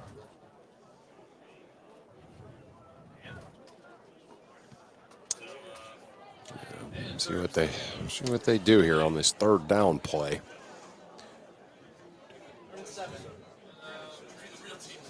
What's happening here? Kind of just repositioning all right. both teams. Repositioning the huddle there. Okay. Huddles. Yeah. Purple Raiders also with the open date next week. Okay. So they played 2 ranked teams and then had the open date. I assume their conference opener will be the week after that. As they head into OAC play. Purple Raiders now ready to come to the line of scrimmage. Mikey Maloney, the sophomore starting quarterback, leads the offense to the line, facing a 3rd down and 7. 2 receivers to the right and left. Single back to the left of Maloney. Puts the slot man in motion. Maloney drops to throw. Feeling some pressure. Going to go downfield. Pass caught across the 45 down to the 43-yard line. It's Nick Turner on the reception for a 1st down. Yeah, Maloney able to kind of get out of the clutches of Ben Bladel. You don't see that very often. He rolled a couple of steps to his right after that and threw a dart. So 1st and 10 to the Grove City 44-yard line. 1st and 10 at the Grove City 44. Going to keep Darnell Williams in there in the backfield. Looks like most of the starters remaining in there for the Purple Raiders on this drive. Going to send 2 receivers to the left. 1 to the right side. That's Grant, the junior out of Naples, Florida. Maloney takes the snap, gives the ball to Williams. Williams knocked down in the backfield, able to fall forward. He's still going to lose about a yard and a half. Brought down by Bladel and Jolly. Bladel and Jolly, that's you run into that duo, you're often going to have a loss, right? Yeah, that's one of the all-time great duos in the history of this program. Loss of 2 sets up a 2nd down and 12. Trips to the left, single receiver right side. Darnell Williams is the running back to the right of Mikey Maloney. Maloney drops the throw, fires across the middle. That pass is going to be caught by Jacob Cockrell for a 1st down for the Purple Raiders. Maloney's pass Cockrell, we've seen him run some go routes, but he's the most effective that he is running that kind of crossing route through the middle of the field. Another dart thrown by Mikey Maloney. Cockrell last week, 3 catches for 106 and a pair of touchdowns. That's like a Randy Moss afternoon. 1st and 10 to the Grove City 29-yard line. Single receiver left, 2 to the right side, wing to the right side as well. For Maloney, the quarterback, takes the snap, fakes to Williams, drops to throw. And a look for the far corner of the end zone. And pass is caught in the corner of the end zone for a Purple Raider touchdown. Yeah, was that Nick Turner again? Yeah, Nick Turner able to get loose in single coverage in the corner of the end zone. 29-yard pass, touchdown Mount Union. And, Mount Union again, this offense just absolutely impressive in all ways that an offense can be impressive. Touchdown pass from Maloney to number 2, Turner. Merrick to attempt the conversion. Ivan Merrick will come on and attempt the extra point. Mike Franklin is the holder. Snap and hold are good. Merrick's extra point is up and good. 12:37 to play in this afternoon's contest. It's now 49-7 in favor of the Purple Raiders. Yeah, an eight play, 70-yard touchdown drive that time by Mount Union. We'll step aside for a media timeout and come back with more here on the Wolverines Sports Network. My name is Bobby. I'm a veteran and lost my leg to a roadside bomb. My victory was going from a wheelchair to becoming a weightlifting champion. I'm Sam. I'm a veteran. My victory was finding a career I can be proud of and supporting my family. America's veterans are on their most important tour, the tour of their lives. I'm a veteran. My victory was going from homeless to home. At DAV, we're on a mission to help veterans get the benefits they've earned. I'm a veteran, and my victory was finishing my education. DAV offers veterans of all generations a lifetime of support. for victories great and small. My victory was proving that disability is not a limitation. My victory was getting my service dog a new best friend. We help more than 1 million veterans every year as they face and conquer their challenges. My victory is being able to be there for my family. When America's veterans win, we all win. Help us support more victories for veterans. Go to DAV.org.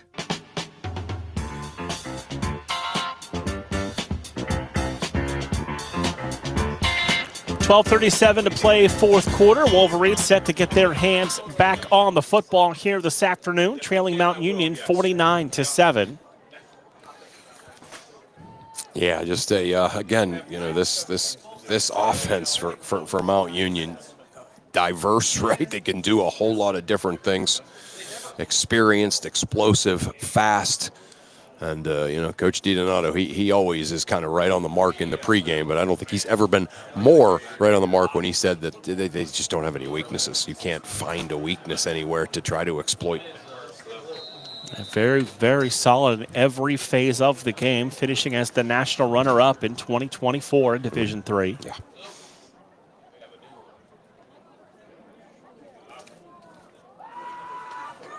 This kick high and deep.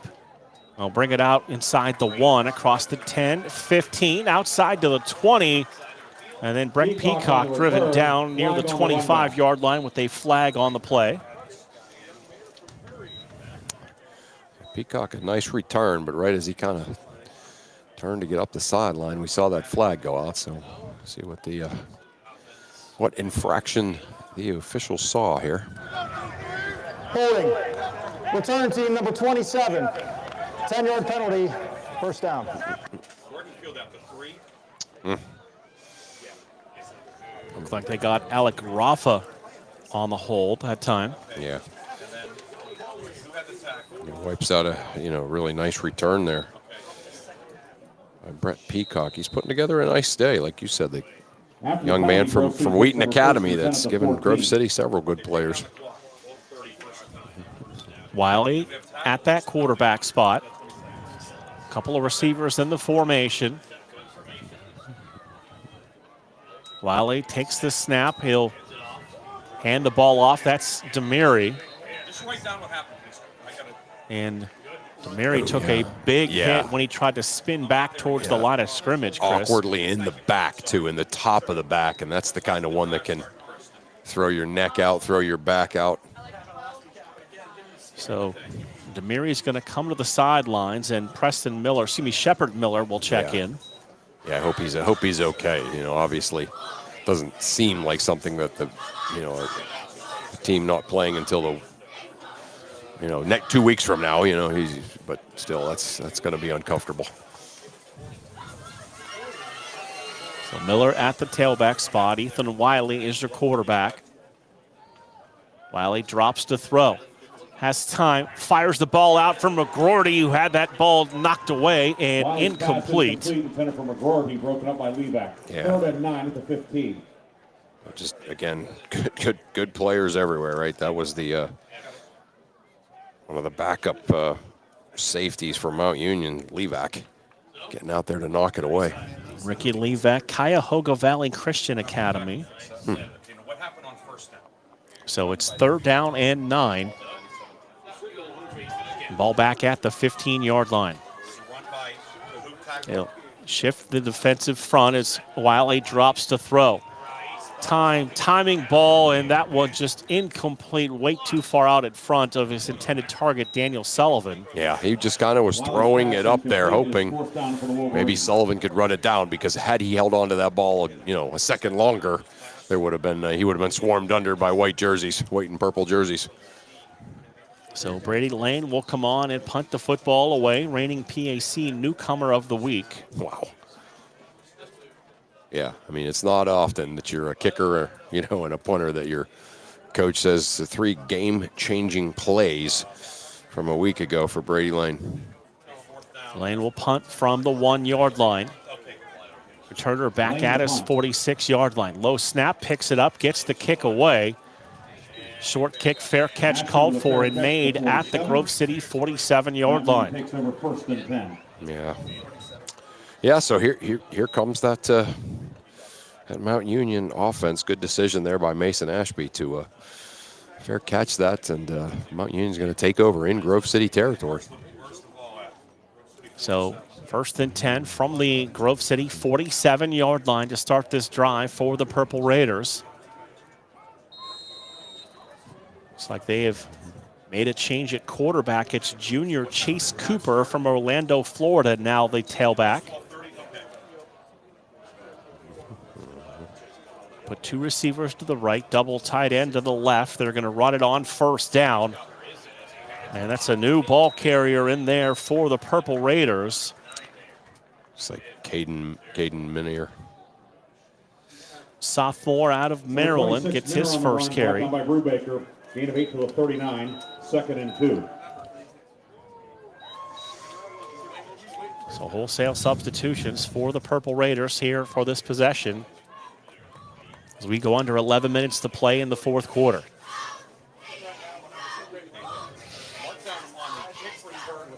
So 2nd down and 2 for the Purple Raiders, taking their time with some new numbers in there. Play clock at 12 seconds as they head to the line. Going to give the ball again to Minier, and he's going to have second effort for the 1st down. Only needed 2, got about 4, and that'll move the chains for the Purple Raiders. Yeah, Minner, again, is one of those guys that we talk about, right? Down at that 2, 3, 4 on the depth chart, but would start for a whole lot of people seeing that here. Once again, Nick Clemens, the freshman, checking in, replacing Ben Bladel, both out of Moon Township and Moon High School. Yeah. So 1st and 10 for the Purple Raiders.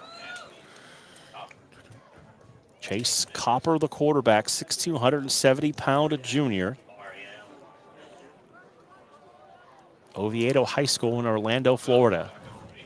Takes the snap, he'll drop to throw. Has time, fires downfield, that pass is incomplete. Looking for Preston Smith, the wide receiver. Pass incomplete. Yeah. So it brings up a 2nd down and 10. At the 36. Yeah, Smith ran a good route, good little out route. Ball just kind of off of his fingertips. Good coverage down the field. 2nd and 10, clock stopped, 9:38 to play in this afternoon's 4th quarter. Wolverines under the lights for the next 2. Yeah. Sense some night practices coming up for the Wolverines the next couple of weeks. They will run it on a 2nd down, and this time no running room for Caden Minier. Be able to get about a yard and a half. And set up a 3rd down now. 3rd down and about 9 to go for the Purple Raiders. There's that Brubaker on the tackle there for the Wolverines. Grove City defense still obviously playing hard. Mikey Riley checking at a wide receiver spot out of Holbrook, New York. 3rd down and 9 facing the Purple Raiders. Game clock now rolls under 8 minutes of play.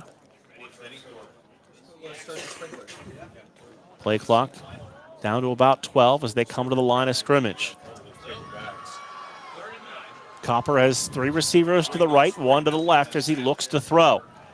Has time, feeling some pressure, rolling right side. Flag on the play. He'll throw downfield into double coverage, and that pass is incomplete, and we're going to have a hold on the Purple Raiders. Hold on the from the backside rush. A couple of the Mount Union offensive linemen are kind of talking to each other as if they know. Offense number 64. That penalty's declined. 4th down. The penalty is declined. Grayson Lehman, the sophomore offensive lineman, gets called for the hold. Yeah, that obviously a decline situation there. You'd much rather have it be a 4th and 9 than 3rd and 13. It looks like they're going to. Merrick's going to line up for a field goal. About a 53-yarder. Right, knee down at the 52, so we'll call it 52 yards for Merrick, who's hit from 24 for his long this year. Snap and hold. Merrick gets his foot into this kick, has the distance, Wow. hit the upright and was no good. Merrick hit that ball square and had the distance, Chris, but it hit the upright. Had everything, just kind of, almost like a golf shot that you're trying to kill it on a par 5 or something. Flared a little bit to the right and hits the goalpost, and goalpost still shaking, Mark. So that was it was well struck. Yeah, it was that. You don't often see a 52-yard field goal. No, not even this level. Not even in the NFL. Right. Unless you're the Steelers. Right, I'm saying unless you kick for the Steelers or the Cowboys, you don't see that. Yeah, it's my guy, Boz. So 1st and 10 for Wiley and the Wolverines. A run on a first down. That is Miller on the carry, and Miller's going to get about a yard, setting up 2nd down and 9. Miller on the run, gain of a yard, 2nd and 9 at the 36. I certainly like seeing Miller get all this work. 5'10", 210-pound freshman, runs hard, certainly quick. So Rankin will check in at the tailback spot. Sam Penna is an extra wide receiver in this 2x2 set. Wiley takes the snap, gets it out of his hands quickly. Penna makes the catch. That's his 3rd, and a 1st down for the Wolverines. Yeah. Good read by Wiley, and he also threw the right pass. He would have tried to throw a fastball there. That would have been tough to handle. Nice little feather pass, led him into it, got the 1st down. 1st and 10 to the Grove City 48-yard line. Wiley overlooking the defense, now turns and checks with the sidelines. Play clock under 20 seconds. Game clock now down to 7 minutes and 20 seconds. 1 receiver left, 2 to the right side. Wiley takes the snap. And a fire downfield. Breck Peacock makes an awkward catch across the 35 and down near the 30. That ball was behind him, yes, Chris. And a fastball. And he just reached back and took it out of the air. Yeah, that was Wiley's fastball right there. But yeah, you're right. Kind of caught it heading left, caught it on his right rib. Yeah, and 1st and 10 from the Mount Union 32-yard line. Wiley turns, checks with the sidelines. Sullivan, Peacock, and McGordy, the 3 wide receivers from right to left. Wiley, single back behind him, about 2 yards deep. Wiley takes the snap, drops the throw, has time, looking for the timing ball downfield. Little bit of contact, but no flag right before the end zone, incomplete. Yeah, they don't have the uncatchable rule in college, but that's pretty much probably was the decision there. Even there was a little contact, there was always 10 yards behind him. So 2nd down and 10, 6:16 to play here in the 4th quarter.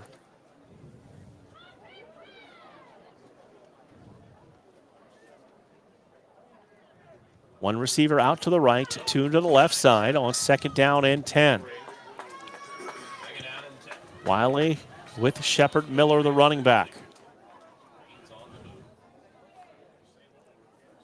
Takes the snap. Miller's going to get the football. Miller spun off the pile, still driving his feet down to about the 27-yard line. Gain of 5, 3rd and 5. Going to set up a 3rd down and 5 for Grove City. And Earhart on the tackle. Yeah, good cutback there by Miller. Again, he's getting, obviously getting a lot of work here in the 2nd half. So 3rd down and 5 for the Wolverines.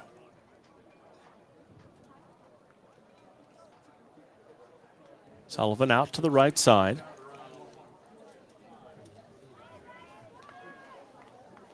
Wiley takes the snap, going to fire downfield. Seth McGordy picks that out of the air. And that is close to, and they're going to say, yes, it is a Grove City first down. This has been a nice drive. I mean, this is, very, using the short passes. Wiley's making some great decisions here, and good hard running by Shepard Miller. So far 5 plays for 33 yards. 6'1", 170 out of Red Lion Christian. We saw him make some big plays last year for Grove City through the air. Right. Sullivan to the right, Peacock to the left side. Going to give the football. It's a new running back in there for Grove City. Eli Jones on the running. And that is Eli Jones, the converted quarterback to running back. Right. In his senior year. Earhart on the listed now, right, as a running back, 6'2", 225. Like to see that. 2nd and 7 at the 19. 2nd down and 7, under 4.5 minutes to play here in the fourth quarter. Wiley takes the snap. We'll hand it to him again. Jones on the run. And a short gain for Eli Jones. It'll be 3rd down and 6. Going to be 3rd down and 6 for Grove City. So Jones will come to the sideline. Chase Rankin will check in. Also bring in Breck Peacock and Sam Penna into this 4-receiver package. 3rd down and 6 for the Wolverines. Takes the snap, fires the slant. That's complete to Sullivan. Pass complete to Sullivan. Down to about the 16-yard line. It's going to bring up 4th down for Grove City. Yeah, just a great tackle after the catch, right? I mean, that play was designed. He's going to come back to the football and then get into the middle, but no such luck. Great tackle in the open field out there by 4th down and Mount 4 Union defense. So 4th and 4 facing Grove City. Rankin, the tailback, to the right side of Wiley. Wiley to throw, fires downfield, pass caught. That is a 1st down catch by Sam Penna, the junior. Gain of 6 yards, 1st down Grove City. So after the 1st down gain, Eli Jones will come back into this offense for the Wolverines. Yeah, this again, you want something here to kind of build on as you head into the open week, and then obviously the conference opener the week after that, and that's exactly what this drive has given this offense. Wiley looking in the end zone, looping it for Sullivan, and it's in. Thought the initial indication said that he was out of bounds, but they're going to not a very touchdown pass to Sullivan. Yeah, not a very emphatic 10-yard touchdown from Ethan Wiley to Daniel Sullivan.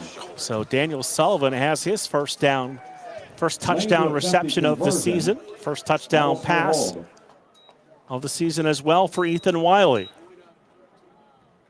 Lane on for the extra point. Snap and hold are good, and the extra point is up and good by Brady.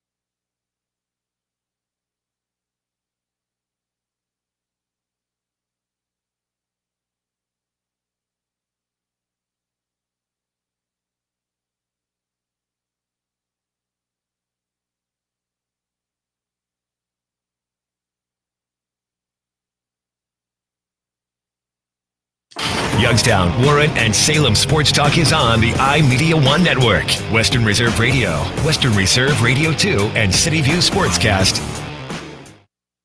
Could cost to you, and you don't even have to leave your home. We provide free in-home delivery. So if you're a CPAP user and you have Medicare, staying healthy with new CPAP equipment is easy. Just make this free phone call right now to get started. Sponsored by Specialty Medical. 800-913-9739. 800-913-9739. 800-913-9739. That's 800-913-9739. Has someone in your family lost a job recently, and now you can't afford your mortgage payment? Or do you have a rental property, and your tenants aren't paying you? Quick Cash Offer can come to the rescue and pay you cash for your home immediately. Yes, sell your home and get cash all over the phone without dealing with real estate agents and risking your safety by showing your home to lukewarm buyers. You don't need to lose your home to foreclosure. If you have any equity in your home, we will buy it and give you cash within days, all in a simple over-the-phone and virtual process. Call Quick Cash Offer now before the economy gets worse. Sell a home you can't afford or just don't want to get the cash you need today. 800-788-1495. 800-788-1495. 800-788-1495. That's 800-788-1495.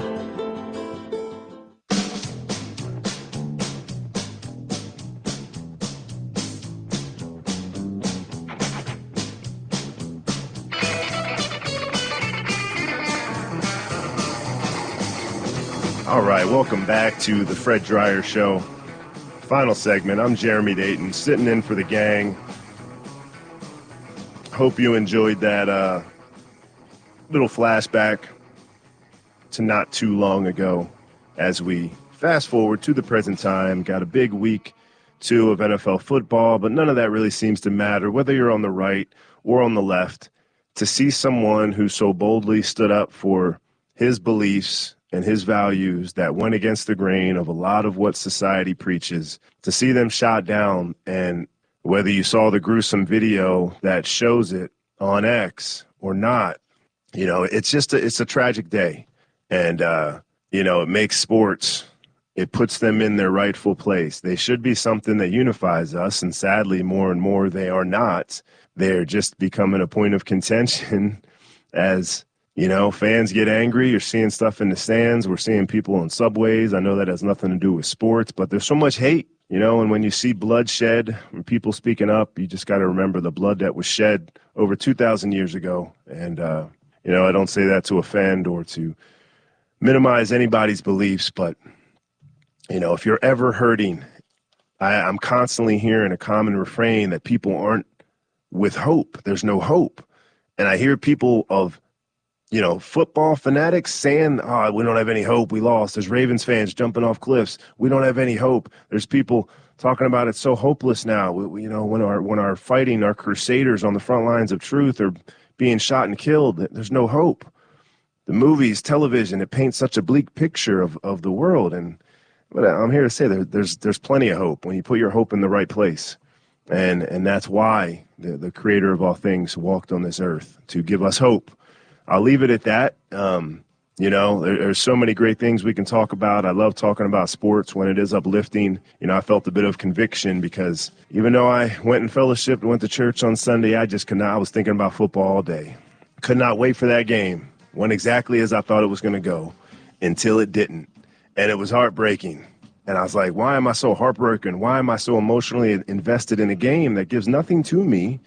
Even when we won the Super Bowl, it was so short-lived, we were over it quick. But anyway, catch us on 790 KABC Saturdays at 6, XM Sirius app 967, XM Channel 203, Sirius Channel 217. You're listening to The Fred Dreyer Show on CRNTalk.com. We'll see you next week. God bless.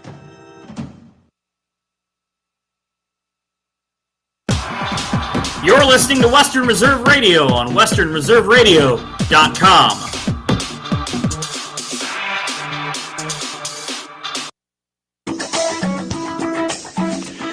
Sports Shorts. I'm Marty Terrell on the Sports Byline Broadcast Network. It's presented by Herb Chambers Honda of New England in Burlington, Boston, Seekonk, and Westboro, Massachusetts. Well, we get ready for a big Friday, Saturday, and Sunday. No, not the NFL. It's still Major League Baseball, the American League East, with Toronto taking care of business on Thursday afternoon. All the attention now in baseball, at least in the American League side of the proceedings, will be Yankees and Red Sox in a 3-game Friday night, Saturday night, and Sunday night at Fenway Park in Boston. The Red Sox with an opportunity not only to claim second place all by themselves, but perhaps put more heat on the Toronto Blue Jays. Who would have thunk that the Red Sox, the Carmine host, would even be remotely in the running to win the division, but at the very least, having what looks like an almost certain safety net to get into the playoffs with a wild card.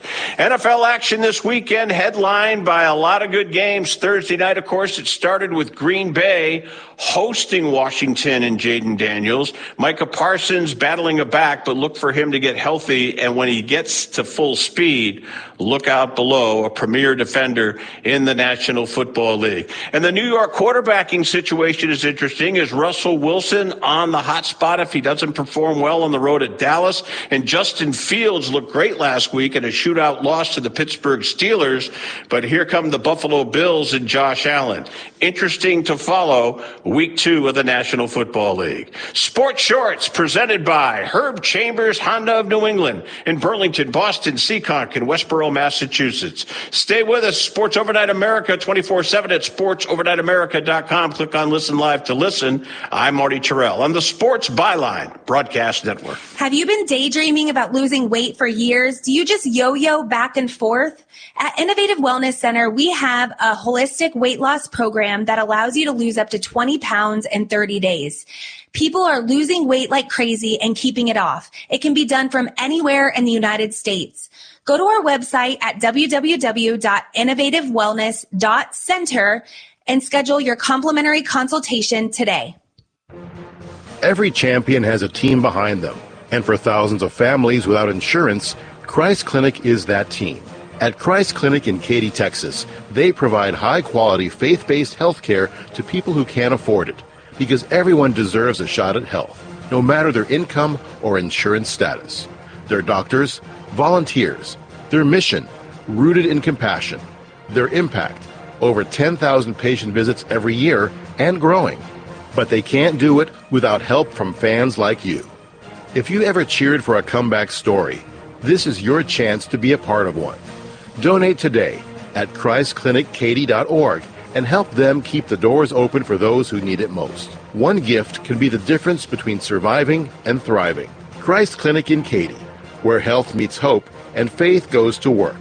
That's Christ Clinic Katy, spelled KATY.org. Team up with them today. Getting together with friends to watch the game? Then you'll need American Premium Vodka. Handcrafted and pure, this is the one thing all Americans can agree on. Founder Mark Gus Scott chose the finest natural elements America has to offer, and you'll taste how great it is to be an American. Now available at Bevmo, GoPuff, Hy-Vee, and Fairway stores. American Premium Vodka. This is the America we need right now. Go to AmericanPremiumVodka.com. Celebrate responsibly. Sports in 60, I'm Brock Hines on the Sports Byline Broadcast Network, presented by Honda and the Herb Chambers Honda dealerships in Seekonk, Westboro, Burlington, and Boston, Massachusetts. College football week 3 is upon us, and we are 500 in our plays of the week, with Iowa winning by the hook against in-state rival Iowa State last Saturday. The rest of the world likes my game this week, and that's okay. The public has to be right at times, too. We head to William Bryce Stadium in Columbia, South Carolina, as the Gamecocks host Vanderbilt. Games involving the Commodores used to be easy picks. Go against them, and more often than not, you'd be right. But now the SEC Coach of the Year resides in Nashville and Clark Lee, and this school is finally playing with a purpose. Already in week 3, these teams have a common opponent in Virginia Tech. Vandy outgained the Hokies by 242 yards, while South Carolina lost that battle but somehow won the war. The USC of the SEC may be one of the most overrated teams in the country. Vandy +4. Sports in 60, presented by Honda and the Herb Chambers Honda dealerships in Seekonk, Westboro, Burlington, and Boston, Massachusetts. I'm Brock Hines on the Sports Byline Broadcast Network.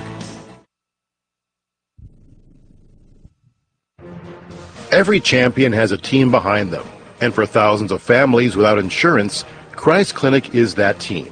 At Christ Clinic in Katy, Texas, they provide high-quality, faith-based health care to people who can't afford it, because everyone deserves a shot at health, no matter their income or insurance status. Their doctors, volunteers, their mission, rooted in compassion, their impact, over 10,000 patient visits every year and growing. But they can't do it without help from fans like you. If you ever cheered for a comeback story, this is your chance to be a part of one. Donate today at ChristClinicKaty.org and help them keep the doors open for those who need it most. One gift can be the difference between surviving and thriving. Christ Clinic in Katy, where health meets hope and faith goes to work. That's Christ Clinic Katy, spelled Katy.org. Team up with them today. Dear John, I'm leaving. Uncontrolled high blood pressure is serious, and I can quit whenever I want. Why can't we get back to when you checked on me? I don't want to leave, but remember, when I quit, you quit. Sincerely, your heart. Listen to your heart and don't let it quit on you. High blood pressure can lead to a stroke, heart attack, or death. Get yours to a healthy range today. For help keeping yours at a healthy range, text PRESSURE to 97779. A message from the American Heart Association, the American Stroke Association, and the Ad Council. WWE superstar Alberto Del Rio. Take one. Behold the angry giant. Try it again, Alberto. Behold the angry giant. Perfect. Good luck tonight. Behold the angry giant. Yay! Read me another one, Dad. This is WWE superstar Alberto Del Rio. It only takes a moment to make a moment. Take time to be a dad today. Visit fatherhood.gov, brought to you by the U.S. Department of Health and Human Services and the Ad Council. It may be hard to believe, but people just like you are already saving money. FeedThePig.org makes it easy. Their simple savings plan teaches you how to start saving without going overboard. So you don't need to sell all your belongings and live in a commune. These dungarees belong to all of us now, Tom. You don't need to get a second job as a stuntman. We need a new stuntman! You just need FeedThePig.org. Don't get left behind. Get tips and tools at FeedThePig.org. Brought to you by the American Institute of CPAs and the Ad Council.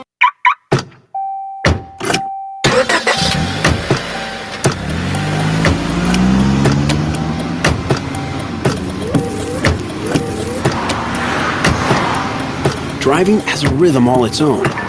Don't wreck it with a text. Before you get behind the wheel, silence your phone.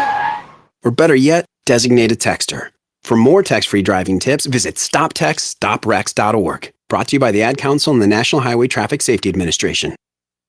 Talk about, and that's going to be our show. So, anyways, audience, stay tuned. You're listening to Sports Econ 101. Don't touch that dial. We are going to be right back.